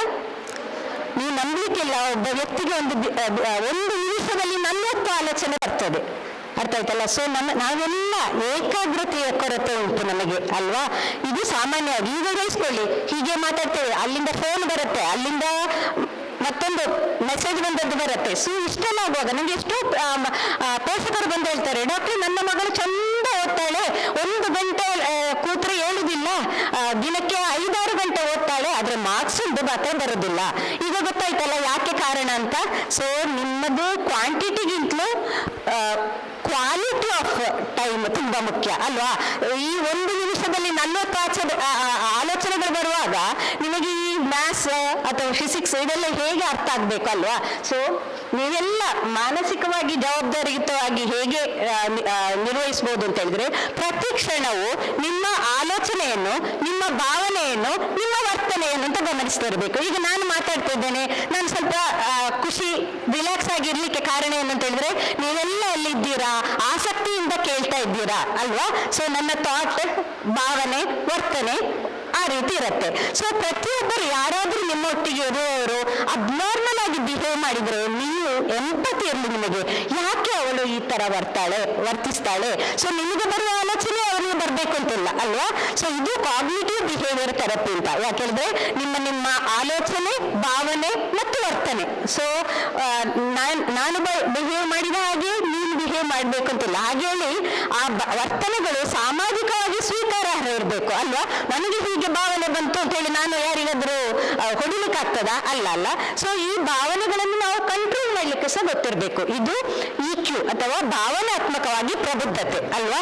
ಕೋಪ ಬಂತು ಅಂತ ಹೇಳಿ ಕೈಯಲ್ಲಿರುವ ಚಾರ್ಜರ್ ಅನ್ನು ಬಿಸಾಡುವ ಅಮ್ಮನನ್ನು ನೋಡಿದ್ದೇವೆ ನಾವು ಅಲ್ವಾ? ಇದಕ್ಕೆ ಏನು ಹೇಳುದು ಅಂತ ಹೇಳಿದ್ರೆ, ಇಮೋಷನಲ್ ಇಂಟೆಲಿಜೆನ್ಸ್ ಇಲ್ಲ, ಬುದ್ಧಿ ಒಟ್ಟಿಗೆ ಇರ್ಬೋದು, ಆದ್ರೆ ಭಾವನಾತ್ಮಕವಾಗಿ ಇಲ್ಲ. ಸೊ ಪ್ರತಿ ಸಂದರ್ಭದಲ್ಲೂ ನೀವು ನಿಮ್ಮ ಆಲೋಚನೆ, ಸೊ ನಾನು ಹ್ಯಾಪಿ ಆಗಿರ್ಲಿಕ್ಕೆ ಮುಖ್ಯ ಕಾರಣ ಏನು, ನನ್ನ ಆಲೋಚನೆ. ಸೊ ನನ್ನ ಆಲೋಚನೆ ಚಂದ ಬರಬೇಕು ಅಂತ ಹೇಳಿದ್ರೆ, ನಾನು ನನ್ನ ಮನಸ್ಸನ್ನು ಚೆನ್ನಾಗಿ ನೋಡ್ಕೊಳ್ಬೇಕು. ಅರ್ಥ ಆಯ್ತಲ್ಲ? ಸೊ ಅವನಿಂದಾಗಿ ನನಗೆ ಕೋಪ ಬಂತು, ಅವರು ನನಗೆ ಕಿರಿಕಿರಿ ಅಂತ ಮಾಡಿದ್ರು, ಅದು ಆಗೋದು ನಮ್ಮ ಮೂಲಕ ಅಂತ ಹೇಳೋ ಅರಿವು ಇದ್ರೆ ನಮಗೆ ನಮ್ಮ ಮನಸ್ಸನ್ನು ಚೆನ್ನಾಗಿ ಅರ್ಥ ಮಾಡ್ಲಿಕ್ಕೆ ಸಾಧ್ಯ ಉಂಟು. ಇನ್ನು 3ನೇ ಪಾರ್ಟ್ಗೆ ಬರ್ತಾ ಇದ್ದೇನೆ. ಅದು ಏನು ಅಂತ ಹೇಳಿದ್ರೆ, ಹೇಗೆ ನೀವು how to study for life ಅಂತ ಅಲ್ವಾ? ಈ ಶರೀರ ಮತ್ತು ಈ ಮನಸ್ಸನ್ನು ಜವಾಬ್ದಾರಿಯುತವಾಗಿ ನಿರ್ವಹಿಸಿಕೊಂಡು ಹೇಗೆ ಜೀವನವನ್ನು ಎದುರಿಸಬಹುದು ಅಂತ. ಸೊ ಇದಕ್ಕೆ ಮುಖ್ಯವಾಗಿ ವಿಶ್ವ ಆರೋಗ್ಯ ಸಂಸ್ಥೆ ಏನು ಹೇಳ್ತದೆ ಅಂತ ಹೇಳಿದ್ರೆ, ನಿಮಗೆಲ್ಲರಿಗೊಂದು ಲೈಫ್ ಸ್ಕಿಲ್ಸ್ ಅಂತ ಬೇಕು ಅಂತ. ಏನು ಹೇಳ್ಬೋದಾ? ಜೀವನ ಕೌಶಲಗಳು ಯಾವುದಂತ ಯಾರಾದ್ರೂ ಅದರ ಬಗ್ಗೆ ಟಾಕ್ ತೆಗೆದಿದ್ದಾರಾ? ನಮಗೆ ಬೇಕಾದ ಜೀವನಕ್ಕೆ ಬೇಕಾದ ಕೌಶಲಗಳು ಯಾವುದು ಹೇಳ್ಬೋದಾ? ಗೊತ್ತಾ? ಇಲ್ಲ. ಮಾನವೀಯ ಸಂಬಂಧಗಳು ಅಲ್ವಾ, ಇಫೆಕ್ಟಿವ್ ಕಮ್ಯುನಿಕೇಶನ್ ಅಲ್ವಾ, human relation, problem solving, decision making, ನಾನೀಗ ಹೇಳಿದಲ್ಲ, ಎಂಪತಿ, ಬೇರೆಯವರ ಬಗ್ಗೆ ಸಹಾನುಭೂತಿ, ನಮ್ಮ ಭಾವನೆಗಳನ್ನು ಅರ್ಥ ಮಾಡ್ಕೊಳ್ಳೋದು, ಇತರರ ಭಾವನೆಗಳನ್ನು ಅರ್ಥ ಮಾಡೋದು, ಇದೆಲ್ಲ ನಮಗೆ ಮಾರ್ಕ್ಸಿನ ಜೊತೆ ತುಂಬ ಬೇಕು. ಇದು ನಮಗೆ ಜೀವನಕ್ಕೆ ಬೇಕಾದ ಕೌಶಲಗಳು. ಸೊ ಜೀವನಕ್ಕೆ ಏನೆಲ್ಲ ಬೇಕು ಅಂತ ಹೇಳಿದ್ರೆ IQ, EQ, SQ ಮತ್ತು SQ 4. ಏನಪ್ಪ ಇದು IQ ಹೇಳಿದ್ರೆ ಏನಂತ ಹೇಳ್ಬೋದಾ? Intelligent question. ಖಂಡಿತ ನಮ್ಮ ಶಾಲೆಯಲ್ಲಿ ನಾವೆಲ್ಲರೂ ಮಕ್ಕಳು ತುಂಬಾ ಮಾರ್ಕ್ಸ್ ತೆಗಿಬೇಕು ತಪ್ಪಿಲ್ಲ, ತಕೊಳ್ಬಹುದು. ಯಾಕೆಂದ್ರೆ ಇದೆಲ್ಲವೂ ಮಾರ್ಕ್ಸ್ ಬೇಸಿಸ್ ಅಲ್ಲಿ ಕೆಲವೆಲ್ಲ ಎಂಟ್ರೆನ್ಸ್ಗಳ ಅಲ್ಲೇ ಆಯ್ಕೆ ಆಗತ್ತೆ. ಸೊ ಅದು ಮಾತ್ರ ಸಾಕಾ? EQ ಸಹ ಬೇಕಲ್ಲ. ಈಗ ಬರುವಾಗ ನಾವು ರಕ್ತ ತೆಗೆಯುವಾಗ ನೋಡಿದೆ, ಹೇಗೆ ಎಲ್ಲರೂ ಆ ಒಂದು ಕ್ರೈಸಿಸ್ ಬಂದಾಗ ಹೇಗೆ ಒಬ್ಬೊಬ್ಬರು ಅದನ್ನು ಒಂದೊಂದು ರೀತಿಯಲ್ಲಿ ಸ್ವೀಕಾರ ಮಾಡಿದ್ರು ಅಲ್ವಾ? ಕೆಲವರು ಹೇಗೆ ಮಾಡ್ಕೊಂಡ್ರು, ಕೆಲವರು ಆರಾಮದಲ್ಲಿ ಹೋದ್ರು, ಕೆಲವರು ಹತ್ರು, ಕೆಲವರು ಭಯಪಟ್ಟರು, ಕೆಲವರನ್ನು ಹಿಡಿದು ಹೇಳ್ಲಿಕ್ಕೆ ಬರಬೇಕು. ಯಾಕೆ ಹೇಳಿದ್ರೆ ಅವರಿಗೆ ಭಾವನಾತ್ಮಕವಾಗಿ ಅವರು ಯಾವ ಚಾಲೆಂಜಸ್ ಅನ್ನು ಎದುರಿಸಲಿಕ್ಕೆ ಸಮರ್ಥರಿದ್ದಾರೆ ಅಂತ ಹೇಳುದು ಒಂದು ತಕ್ಕ ಮಟ್ಟಿನಲ್ಲಿ ನಾವು ಅದನ್ನು ಅರ್ಥ ಮಾಡ್ಕೊಳ್ಬಹುದು. ಇದರಲ್ಲಿ EQ ಅಲ್ಲಿ ನಿಮಗೆ ಫಸ್ಟ್ ಮುಖ್ಯ ಅಂತ ಹೇಳಿದ್ರೆ, ಯಾವುದೇ ಭಾವನೆ ಬಂದ್ರೆ ಇಂಪಲ್ಸಿವ್ ಆಗಿ ಆಕ್ಟ್ ಮಾಡಬೇಡಿ ಅಲ್ವಾ? ನಿಮಗೆ ಬೇಸರ ಆಗಿದ ಮಾತಾಡಬೇಡಿ, ಕೋಪ ಬಂದಿದ ಆಗ ಮಾತಾಡಬೇಡಿ. ಜಸ್ಟ್ 1ರಿಂದ 10ರವರೆಗೆ ಕೌಂಟ್ ಮಾಡಿ, ಅಥವಾ ನಿಮ್ಮ ಶ್ವಾಸವನ್ನು ಜೋರು ಎಳೆದುಬೇಡಿ, ನಿಮ್ಮ ಉಸಿರಾಟಕ್ಕೆ ಗಮನ ಕೊಡಿ. ಆಗ ನೀವು ಖಂಡಿತವಾಗಿಯೂ ಎಂಟರ್ಲಿ ಡಿಫರೆಂಟ್ ಪರ್ಸನ್. ಒಂದು ಹಿರಿಯರು ಹೇಳಿದ್ದಾರೆ, ಊಟ ಬಲ್ಲವನಿಗೆ ರೋಗ ಇಲ್ಲ, ಮಾತು ಬಲ್ಲವನಿಗೆ ಜಗಳ ಇಲ್ಲ ಅಂತ. ಇದೆಲ್ಲ ಅವರು ನಮ್ಮ ಹೇಗೆ ದೈಹಿಕ ಆರೋಗ್ಯ ಮತ್ತು ಮಾನಸಿಕ ಆರೋಗ್ಯಕ್ಕೆ ಪೂರಕವಾದ ಒಳ್ಳೆ ಮಾತುಗಳನ್ನು ಹೇಳಿದ್ದು. ಇನ್ನು 3ನೇದು ಹೇಳಿದೆ ನಾನು SQ ಅಂತ ಅಲ್ವಾ, ಸೋಷಿಯಲ್ ಕೋಶಂಟ್ ಅಲ್ವಾ. ನನಗೆ ಹೇಗೆ ಬೇರೆಯವರೊಟ್ಟಿಗೆ ಹೇಗೆ ವರ್ತಿಸಬೇಕು ಅಂತ ಗೊತ್ತಿರಬೇಕು. ಈ ನಿಟ್ಟಿನಲ್ಲಿ ಟ್ರಾನ್ಸಾಕ್ಷನಲ್ ಅನಾಲಿಸಿಸ್ ಅಥವಾ ವರ್ತನಾ ವಿಜ್ಞಾನ ಅಂತ ಕೇಳಿದಿರೋ ಯಾರಾದರೂ? ಇಲ್ಲ ಅಲ್ಲ. ಸೊ ನೀವು ಕೇಳಿದ ಕಾರಣ ಒಂದು 3-4 ನಿಮಿಷ ಅದರ ಬಗ್ಗೆ ಹೇಳ್ತೇನೆ. ಪ್ರತಿ ವ್ಯಕ್ತಿಯ ಒಳಗೆ 3 ಈಗೋ ಸ್ಟೇಟ್ ಇರುತ್ತೆ. ಈಗೋ ಅಂತ ಹೇಳಿದ್ರೆ ಗೊತ್ತಾಗ್ಬೋದಲ್ಲ, ಒಂದು ಪೇರೆಂಟ್, ಅಡಲ್ಟ್ ಮತ್ತು ಚೈಲ್ಡ್. ಓಕೆ, ನನ್ನ ಒಳಗೆ ಒಂದು ಪೇರೆಂಟ್ ಇದ್ದಾರೆ. ಪೇರೆಂಟ್ ಹೇಳಿದ್ರೆ ಹೇಗೆ ಅಂತ ಹೇಳಿದ್ರೆ ಯಾವಾಗಲೂ ಸ್ವಲ್ಪ ಕಂಟ್ರೋಲ್ ಮಾಡೋದು ಅಲ್ವಾ, ಮಕ್ಕಳ ಜವಾಬ್ದಾರಿ ಅವರದ್ದು ಅಂತ ಇರ್ತದಲ್ವಾ, ತಪ್ಪು ಮಾಡಿದಾಗ ಹೇಳುದು ಅಲ್ವಾ. ನನ್ನೊಳಗೆ ಹಾಗೆ ಒಂದು ಪ್ರಬುದ್ಧ ವ್ಯಕ್ತಿ, ಅಡಲ್ಟ್ ಈಗೋ ಇರ್ತದೆ. ಪ್ರಬುದ್ಧ ವ್ಯಕ್ತಿ ಹೇಗೆ ಅಂತ ಹೇಳಿದ್ರೆ ಅವನ ಆ ಥರ ಮಾಡಿದ್ದಾನೆ ಹೇಳಿದ್ರೆ ಏನೋ ಒಂದು ಕಾರಣ ಇರಬೇಕು ಅಲ್ವಾ. ಸ್ವಲ್ಪ ವಿವೇಚನಾತ್ಮಕವಾಗಿ ಯಾವುದನ್ನೇ ಇದು ಹೀಗೆ ಇದು ಹಾಗೆ ಆ ಥರ ಮಾಡುದಲ್ಲ, ಆಲೋಚನೆ ಮಾಡಿ ಒಂದು ಸಿಚುವೇಶನ್ ಅನ್ನು ನೋಡುವಂಥದ್ದು. ಹಾಗೆ ನಮ್ಮ ಒಳಗೆ ಪ್ರತಿಯೊಬ್ಬರ ಒಳಗೆ ಒಂದು ಮಗು ಇದೆ. ಸೊ ಇದಕ್ಕೊಂದು ಉದಾಹರಣೆ ಕೊಡ್ತೇನೆ. ನೀವು ಹೆಣ್ಣು ಮಕ್ಕಳು ಒಂದು 14 ವರ್ಷದ ಹುಡುಗಿ ಲೇಟಾಗಿ ಮನೆಗೆ ಹೋದ್ಲು ಅಂತ ಬಯಸ್ಕೊಳ್ಳಿ, ಆಯ್ತಾ. ಅಲ್ಲಿ ಅಮ್ಮ ಇರ್ತಾರೆ ಅಲ್ವಾ, ನೀವು ಯಾವಾಗಲೂ ಶಾಲೆ ಬಿಟ್ಟು 4ವರೆಗೆ ಮುಟ್ಟಬೇಕು, ಅರ್ಥ ಆಯ್ತಾ. ಒಂದು ದಿವಸ 5:30 ಆಗಿದೆ. ಈಗಿನ ಸಂದರ್ಭದಲ್ಲಿ ಒಂದು ಹೆಣ್ಣು ಮಗುವಿನ ಅಮ್ಮ ಯಾವುದೆಲ್ಲ ರೀತಿಯಲ್ಲಿ ರಿಯಾಕ್ಟ್ ಮಾಡ್ಬೋದು ಅಲ್ವಾ. ಓಕೆ, ಅವಳ ಹೆಸರು ಪೂಜಾ ಅಂತ ಇಲ್ಲಿ ಯಾರಾದ್ರೂ ಇದ್ದಾರಾ? ಇದ್ದಾರೆ. ಬೇರೆ ಯಾರಾದ್ರೂ ಹೆಸರು ಇಲ್ಲದವಳ ರಾಧಾ ಅಂತ ಇದ್ದಾರಾ?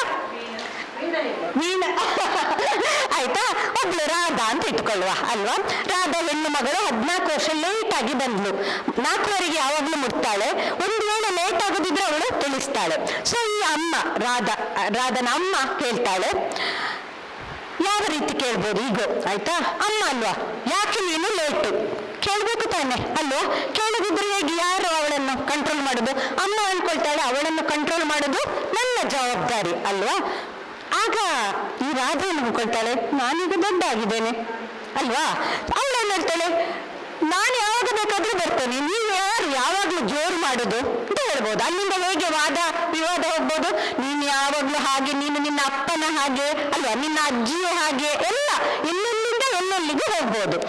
ಅದೇ ಈ ರಾಧನ ಅಮ್ಮ ಒಂದು ಅಡಲ್ಟ್ ಪ್ರಬುದ್ಧ ವ್ಯಕ್ತಿಯ ನೆಲೆಯಲ್ಲಿ ಯಾವ ರೀತಿ ಮಾತಾಡ್ಬೋದು. ರಾಧಾ ಮಗಳೇ, ನೀನು ಇವತ್ತು ತುಂಬಾ ಲೇಟಾಗಿ ಬಂದು ನನಗೆ ಸ್ವಲ್ಪ ಹೆದರಿಕೆ ಆಯ್ತು. ನೀನು ಯಾವತ್ತೂ ಹೀಗೆ ಮಾಡೋಳಲ್ಲ, ಇವತ್ತು ನಿನಗೆ ಏನಾಯ್ತು? ಹಾಗಾರಾದನಿಗೂ ಸಹ ಏನಾಯ್ತು? ಅಮ್ಮ ಇಷ್ಟು ಅವಳು ಸೇರ್ಕೊಳ್ತಾಳೆ, ಅಮ್ಮ ಬೈತಾಳೆ ಅಂತ. ಇದು ಅಮ್ಮನ ವರ್ತನೆ ಬೇರೆ. ಅಮ್ಮ ಕೂಲಾಗಿ ಒಂದು ಪ್ರಬುದ್ಧ ವ್ಯಕ್ತಿಯನ್ನಲ್ಲಿ. ಆಗ ಅವಳೇನು ಹೇಳ್ತಾಳ, ಅಮ್ಮ ಹೌದಮ್ಮ, ತಪ್ಪು ನಂದು, ಸಾರಿ, ನನ್ನ ಮೊಬೈಲಲ್ಲಿ ಚಾರ್ಜ್ ಇರಲಿಲ್ಲ, ನನಗೆ ಫೋನ್ ಮಾಡಿ ತಿಳಿಸ್ಲಿಕ್ಕಾಗಲಿಲ್ಲ, ನಿನಗೆ ಇಷ್ಟು ಟೆನ್ಷನ್ ಆಗಿದೆ ಅಂತ ನನಗೆ ಗೊತ್ತಾಗ್ತದಮ್ಮ ಅಂತ. ಆಗ ಅಮ್ಮ ಮಗಳ ಸಂಬಂಧ ಹೇಗಿರ್ಬೋದು ಅಲ್ಲೋ, ಇಬ್ಬರು ಹೌದು ಮಗಳೇ, ನಾಳೆ ಹಾಗೆ ಏನಾದ್ರೂ ಆದ್ರೆ ಬೇರೆಯವರ ಫೋನ್ನಿಂದ ಆದ್ರೂ ಫೋನ್ ಮಾಡು, ನಾನು ತುಂಬಾ ಹೆದರಿದೆ ಮಗಳೇ, ಹೌದಲ್ಲ. ಹೇಗೆ ಒಂದು 5 ನಿಮಿಷ ಲೇಟ್ ಆದ್ರೆ, ನನಗೆ ಸಹ ಒಬ್ಬಳು ಮಗಳಿದ್ದಾಳೆ, 5 ನಿಮಿಷ ಲೇಟ್ ಆದ್ರೂ ಸಹ ನಾವು ಯಾವ ರೀತಿ ಥಿಂಕ್ ಮಾಡ್ತೇವೆ ನಿಮಗೆ ಗೊತ್ತಲ್ಲ ಈಗಿನ ಸಾಮಾಜಿಕ ಪರಿಸ್ಥಿತಿಯಲ್ಲಿ. ಅದೇ ರಾಧಾ ಮತ್ತು ಅವಳ ಅಮ್ಮನ ಕಥೆ ಮುಗಿಲಿಲ್ಲ. ಅಮ್ಮ ಮತ್ತೊಂದು ರೀತಿ ವರ್ತಿಸ್ಬೋದು. ಹೇಗೆ ಹೇಳಿ, ಇವಳನ್ನು ನೋಡಿದ ಕೂಡಲೇ ಅಲ್ಲೇ ನನಗೆ ತುಂಬಾ ಹೆದರಿಕೆ ಆಯ್ತು ಅಂತ ತುಂಬಾ ಕೂಗ್ಬೋದು. ಯಾಕೆಂದ್ರೆ ಅವಳೊಳಗಿನ ಮಗು ಅಲ್ವಾ. ಸೊ ಮಗು ತುಂಬಾ ಹೆದರಿತು, ಸೊ ಭಾವನೆಯನ್ನು ವ್ಯಕ್ತಪಡಿಸಿತ್ತು. ಆಗ ರಾಧಾ ಏನ್ ಹೇಳ್ಬೋದು, ಎಂತಮ್ಮ ನೀವು ಇಷ್ಟೊಂದು ಹೆದರುದು ಅಂತ ಹೇಳಿ ಒಂದು ಪ್ರಬುದ್ಧ ವ್ಯಕ್ತಿಯ ನೆಲೆಯಲ್ಲಿ. ಅರ್ಥ ಆಯ್ತಲ್ಲ. ಇದೆಲ್ಲ ನೀವು ಎಲ್ಲದಕ್ಕೂ ನಿಮ್ಮ ಗೆಳತಿಯೊಟ್ಟಿಗೆ ಮಾತಾಡುವಾಗ ಯೂಸ್ ಮಾಡ್ಬೋದು. ಮತ್ತೊಂದು ನಿಮ್ಮ ಹೌ ಟು ಸ್ಟಡಿ ಫಾರ್ ಲೈಫಲ್ಲಿ ಮತ್ತೊಂದು ಪಾಯಿಂಟ್ ಹೇಳ್ತೇನೆ.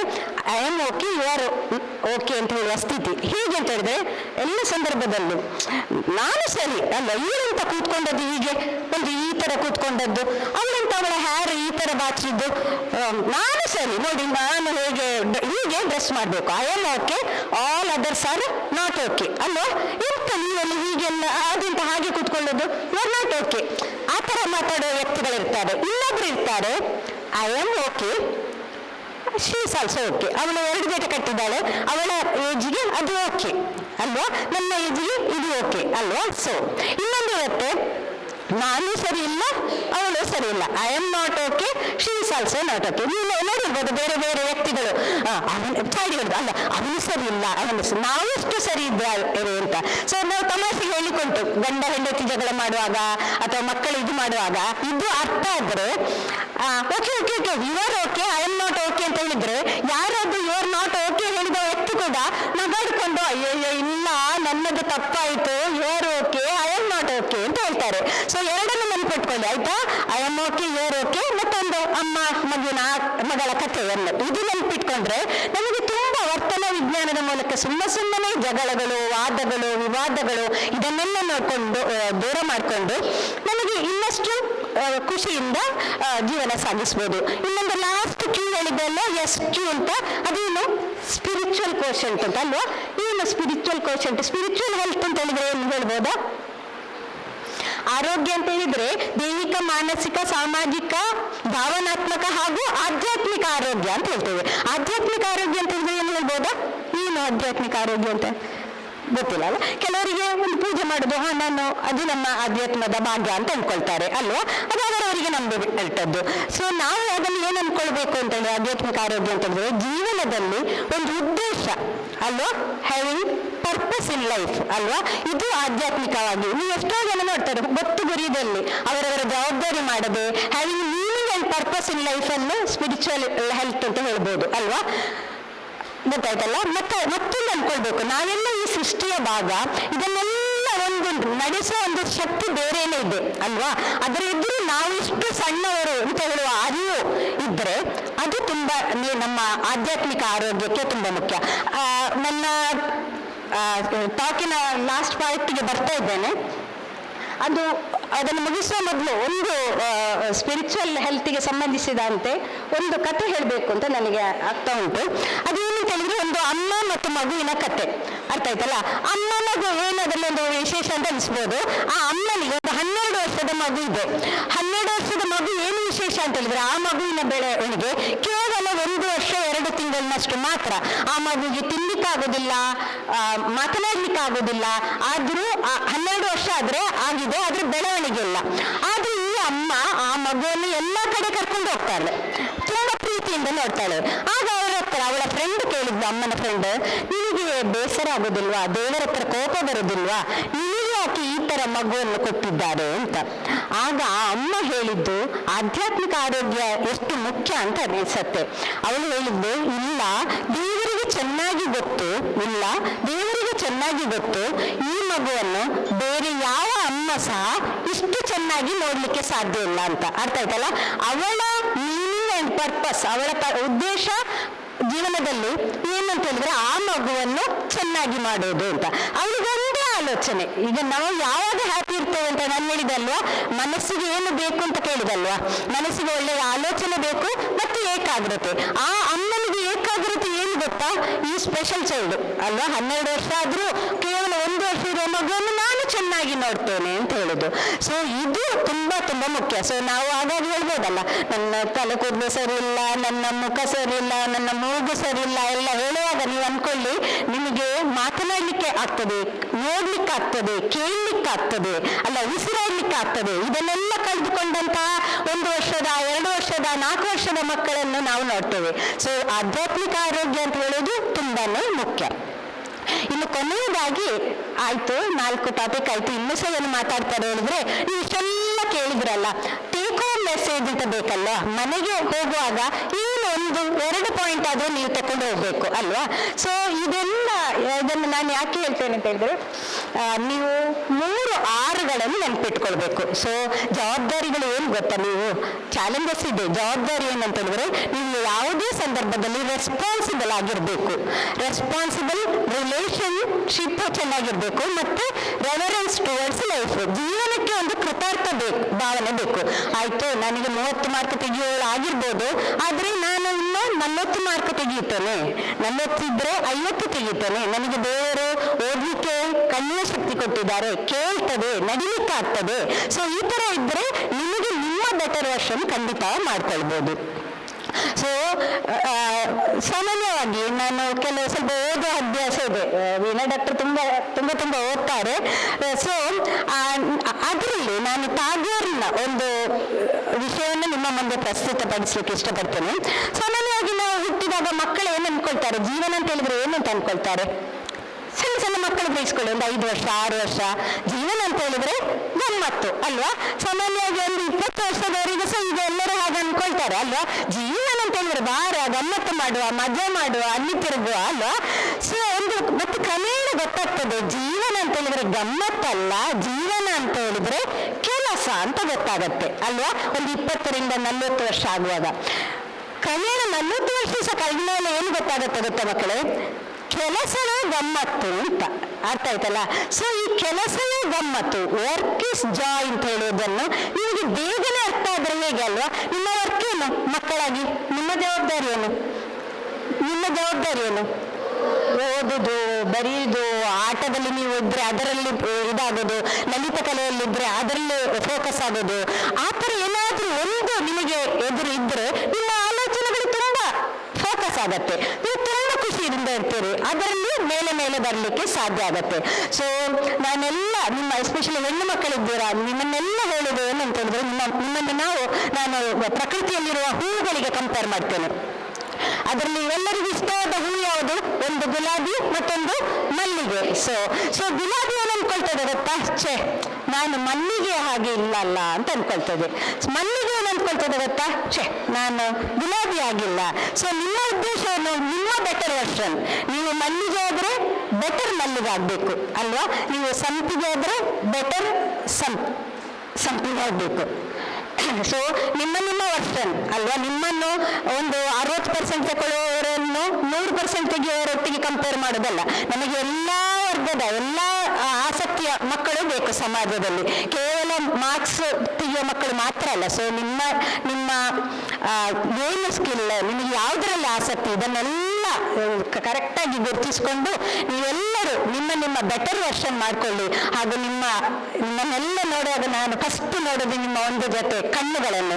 ಈ ಕಣ್ಣುಗಳಲ್ಲಿ ನನಗೆ ಯಾವಾಗಲೂ ನಾನು ಏನನ್ನು ನಿರೀಕ್ಷಿಸ್ತೇನೆ ಅಂತ ಹೇಳಿದ್ರೆ, ಒಂದು ಕಣ್ಣಿನಲ್ಲಿ ನಿಮ್ಮ ಆತ್ಮವಿಶ್ವಾಸದ ಬೆಳಕು ಬರಬೇಕು, ಹಾಗೂ ಇನ್ನೊಂದು ಕಣ್ಣಿನಲ್ಲಿ ಆತ್ಮ ಗೌರವದ ಹೊಳಪು ಬರಬೇಕು. ಸೊ ನೀವೆಲ್ಲ ನಿಮ್ಮ ಸವಾಲುಗಳನ್ನು ಈ ಥರ ಪರಿಣಾಮಕಾರವಾಗಿ, ಸಮರ್ಥವಾಗಿ, ಜವಾಬ್ದಾರಿಯುತವಾಗಿ ನಿರ್ವಹಿಸಿದ್ರೆ ಖಂಡಿತವಾಗಿಯೂ ನಿಮ್ಮ ಬೆಟರ್ ವರ್ಷನ್ ಆಗಿ ಅಂತ ಹೇಳ್ತಾ ಇಂತಹ ಒಂದು ಅವಕಾಶವನ್ನು ಕೊಟ್ಟದಕ್ಕೆ ಹಾಗೂ ತಾಳ್ಮೆಯಿಂದ ನನ್ನ ಮಾತುಗಳನ್ನು ಕೇಳಿದ ನಿಮಗೆಲ್ಲರಿಗೂ ವಂದಿಸ್ತಾ ನನ್ನ ಮಾತನ್ನು ಮುಗಿಸ್ತೇನೆ. ನಮಸ್ತೆ.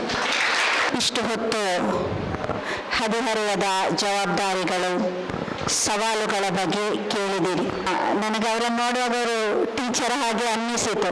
ನಿಮ್ಮ ಹತ್ರ ಪ್ರಶ್ನೆ ಕೇಳಿಕೊಂಡು, ನಿಮ್ಮನ್ನು ಇನ್ವಾಲ್ವ್ ಮಾಡಿಕೊಂಡು ಚೆನ್ನಾಗಿ ಮನ ಮುಟ್ಟುವ ರೀತಿಯಲ್ಲಿ, ನಿಜವಾಗಿ ಗಹನವಾದ ವಿಷಯ, ಅದನ್ನು ಸರಳವಾಗಿ ನಿಮಗೆ ಅರ್ಥೈಸಿದ್ದಾರೆ.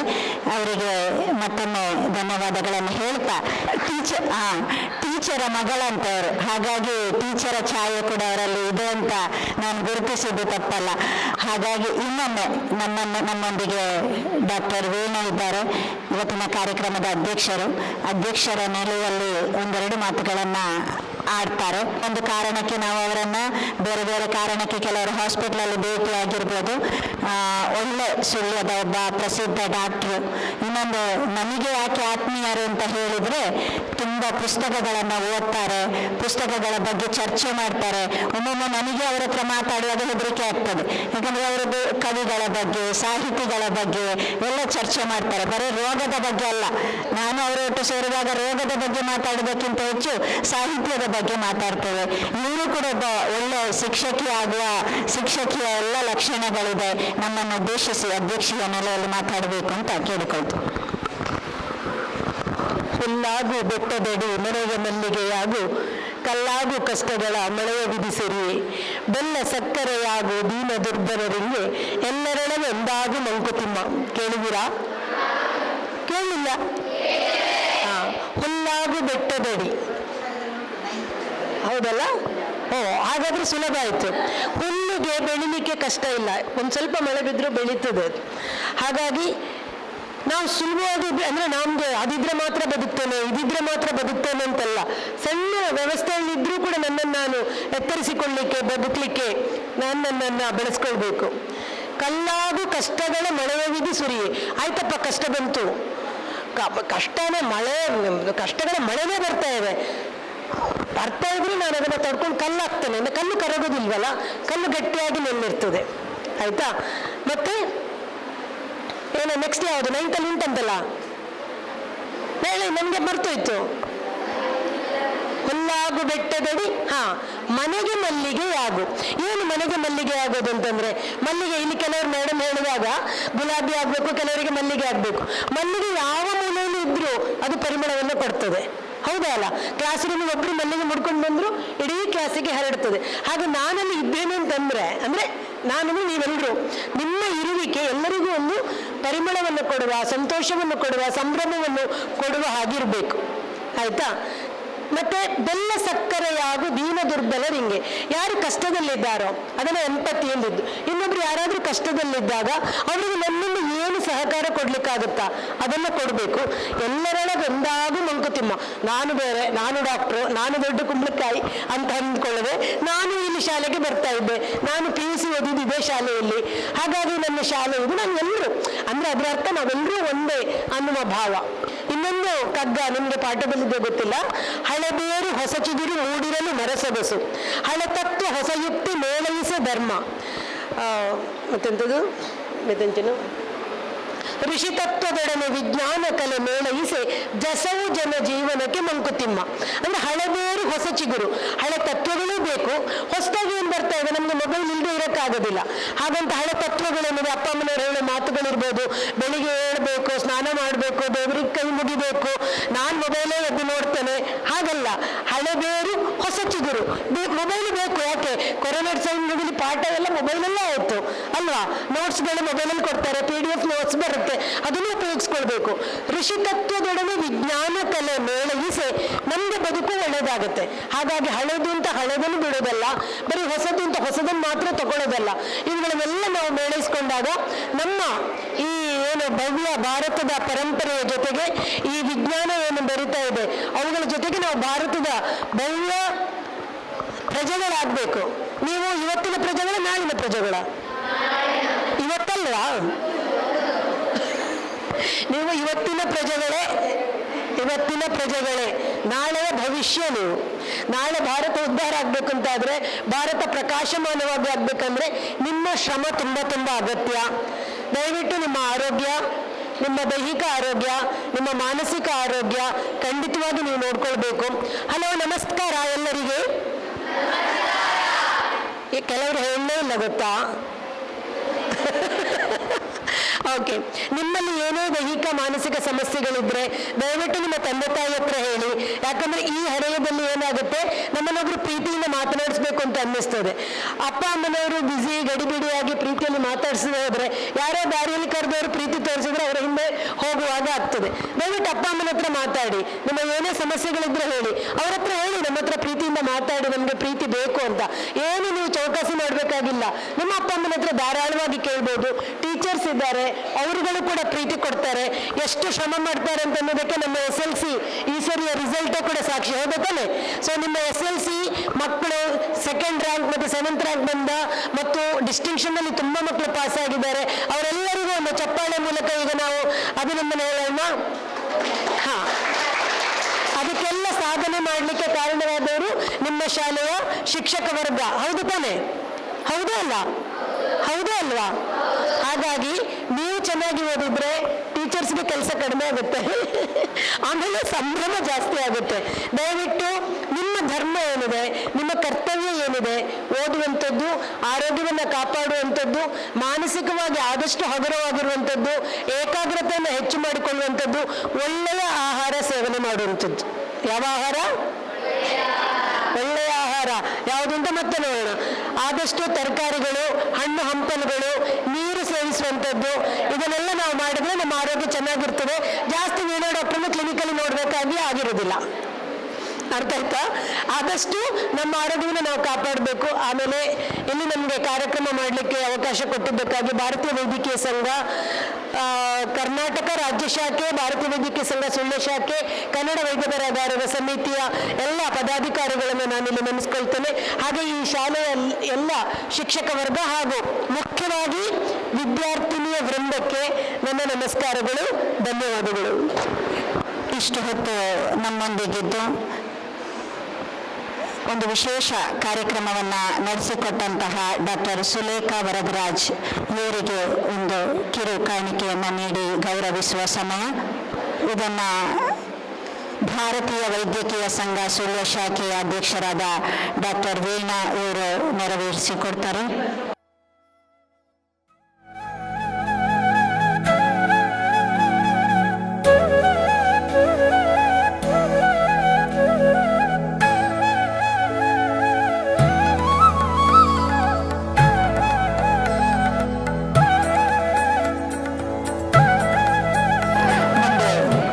ಧನ್ಯವಾದ ಸಮರ್ಪಣೆಗಾಗಿ ನಮ್ಮ ಸಂಸ್ಥೆಯ ಹಿರಿಯ ಕನ್ನಡ ಶಿಕ್ಷಕಿ ಚಂದ್ರಮತಿಯವರು, ಭಾರತೀಯ ವೈದ್ಯಕೀಯ ಸಂಘ ಕರ್ನಾಟಕ ರಾಜ್ಯ ಶಾಖೆ, ಕನ್ನಡ ವೈದ್ಯ ಬರಹಗಾರರ ಸಮಿತಿ, ಭಾರತೀಯ ವೈದ್ಯಕೀಯ ಸಂಘ ಸುಳ್ಯ ಶಾಖೆ ಮತ್ತು ಸರಕಾರಿ ಪದವಿ ಪೂರ್ವ ಕಾಲೇಜು ಸುಳ್ಯ ಇವರ ಸಂಯುಕ್ತ ಆಶ್ರಯದಲ್ಲಿ ನಡೆದಂತಹ ದತ್ತಿ ಉಪನ್ಯಾಸ ಕಾರ್ಯಕ್ರಮ ಈಗಾಗಲೇ ಸಮಾಪನಗೊಳ್ಳುವಂತಹ ಸಮಯ ಹತ್ತಿರವಾಗಿದೆ. ಈ ಸಂದರ್ಭದಲ್ಲಿ ಈ ಕಾರ್ಯಕ್ರಮವನ್ನು ನಮ್ಮ ಇಬ್ಬರು ವೈದ್ಯರುಗಳು ಸಂಪನ್ನಗೊಳಿಸಿಕೊಟ್ಟಿದ್ದಾರೆ. ಈ ಕಾರ್ಯಕ್ರಮದಲ್ಲಿ ಈ ಅಧ್ಯಕ್ಷ ಸ್ಥಾನವನ್ನು ವಹಿಸಿದಂತಹ ಡಾಕ್ಟರ್ ವೀಣಾ ಎನ್ ನಮಗೆಲ್ಲ ಚಿರಪರಿಚಿತರು. ಅವರು ಲೇಖಕರು ಹೌದು, ಸಾಹಿತಿಗಳು ಹೌದು, ವೈದ್ಯರು ಹೌದು, ಶಿಕ್ಷಕರು ಹೌದು, ಎಲ್ಲ ಬಗೆಯಲ್ಲೂ ಕೂಡ ಅವರು ಎತ್ತಿದ ಕೈ. ಹಾಗಾಗಿ ನಮ್ಮ ಮಕ್ಕಳಿಗೆ ಆತ್ಮೀಯರು. ಈ ಕಾರ್ಯಕ್ರಮವನ್ನು ಚಂದಗಾಣಿಸಿಕೊಟ್ಟಂತಹ ಡಾಕ್ಟರ್ ವೀಣಾ ಎನ್ ಅವರಿಗೆ ನಮ್ಮ ಶಾಲೆಯ ಪರವಾಗಿ ಪ್ರೀತಿಯ ಧನ್ಯವಾದಗಳನ್ನು ಅರ್ಪಿಸ್ತಾ ಇದ್ದೇನೆ ಮೇಡಮ್. ಈ ದತ್ತಿ ಉಪನ್ಯಾಸ ಕಾರ್ಯಕ್ರಮವನ್ನು ನಡೆಸಿಕೊಟ್ಟಂತವರು ಶ್ರೀಮತಿ ಸುಶೀಲಾ ಹಾಗೂ ಶ್ರೀ ವಾಸುದೇವರಾವ್. ದತ್ತಿ ಉಪನ್ಯಾಸ ಕಾರ್ಯಕ್ರಮ ನಡೆಸಿಕೊಟ್ಟವರು ಡಾಕ್ಟರ್ ಸುಲೇಖಾ ವರದರಾಜ್. ಇವರು ಮಕ್ಕಳ ತಜ್ಞರು. ನಾನಲ್ಲಿ ಕೂತು ನನ್ನ ಕಿವಿಯೆಲ್ಲ ಇಲ್ಲೇ ಇತ್ತು. ಬಹುಶಃ ನಿಮ್ಮೊಂದಿಗೆ ಮಕ್ಕಳಾಗಿ ಅಂದರೆ ನಮ್ಮೊಂದಿಗೆ ಮಕ್ಕಳೊಂದಿಗೆ ಮಕ್ಕಳಾಗಿ ಮಕ್ಕಳ ತಜ್ಞರು ಅಂತ ಹೆಸರೇ ಇದೆ. ಬಹುಶಃ ಅತ್ಯಂತ ಗಂಭೀರವಾದಂತಹ ಪ್ರಸಕ್ತ ಪರಿಸ್ಥಿತಿಯಲ್ಲಿ ಅತ್ಯಂತ ಗಂಭೀರವಾದಂತಹ ವಿಷಯ ಹೆಣ್ಣು ಮಕ್ಕಳ ಆರೋಗ್ಯ, ಹದಿಹರೆಯದಲ್ಲಿ ಬರುವಂತಹ ಸವಾಲುಗಳು ಮತ್ತು ಅದನ್ನು ನಿರ್ವಹಿಸುವಂತಹ ಒಂದು ಜವಾಬ್ದಾರಿ ಇದೆಯಲ್ಲ, ಅದನ್ನು ತುಂಬಾ ಗಂಭೀರವಾದ ವಿಷಯವನ್ನು ನಿಮಗೆ ಅರ್ಥವಾಗುವ ಹಾಗೆ ಬಹಳ ಸರಳವಾಗಿ ಅಷ್ಟೇ ಅಚ್ಚುಕಟ್ಟಾಗಿ ನಿಮಗೆ ತಿಳಿಸಿಕೊಟ್ಟಿದ್ದಾರೆ. ನಮ್ಮ ಒಬ್ಬ ಶಿಕ್ಷಕರು ನಿಮ್ಮ ಜೊತೆ ಮಾತಾಡಿದ ಹಾಗೆ ನಮಗೆ ಅನ್ನಿಸಿತ್ತು. ನೋಡುವಾಗಲೂ ನಮ್ಮ ಮಕ್ಕಳ ಹಾಗೆ ಇದ್ದಾರೆ, ದೇವರ ದಯದಲ್ಲಿ ಆರೋಗ್ಯವಂತರಾಗಿದ್ದಾರೆ. ನಾವು ಆರೋಗ್ಯವಾಗಿರಬೇಕು, ನೀವೆಲ್ಲರೂ ಆರೋಗ್ಯವಾಗಿರಬೇಕು ಎನ್ನುವಂಥ ದೃಷ್ಟಿಯಿಂದ ಅತ್ಯಂತ ಹೆಚ್ಚಿನ ಸಂಗತಿ ಬಹುಶಃ ಹದಿಹರೆಯದಲ್ಲಿ ಬರುವಂತಹ ಸವಾಲುಗಳು.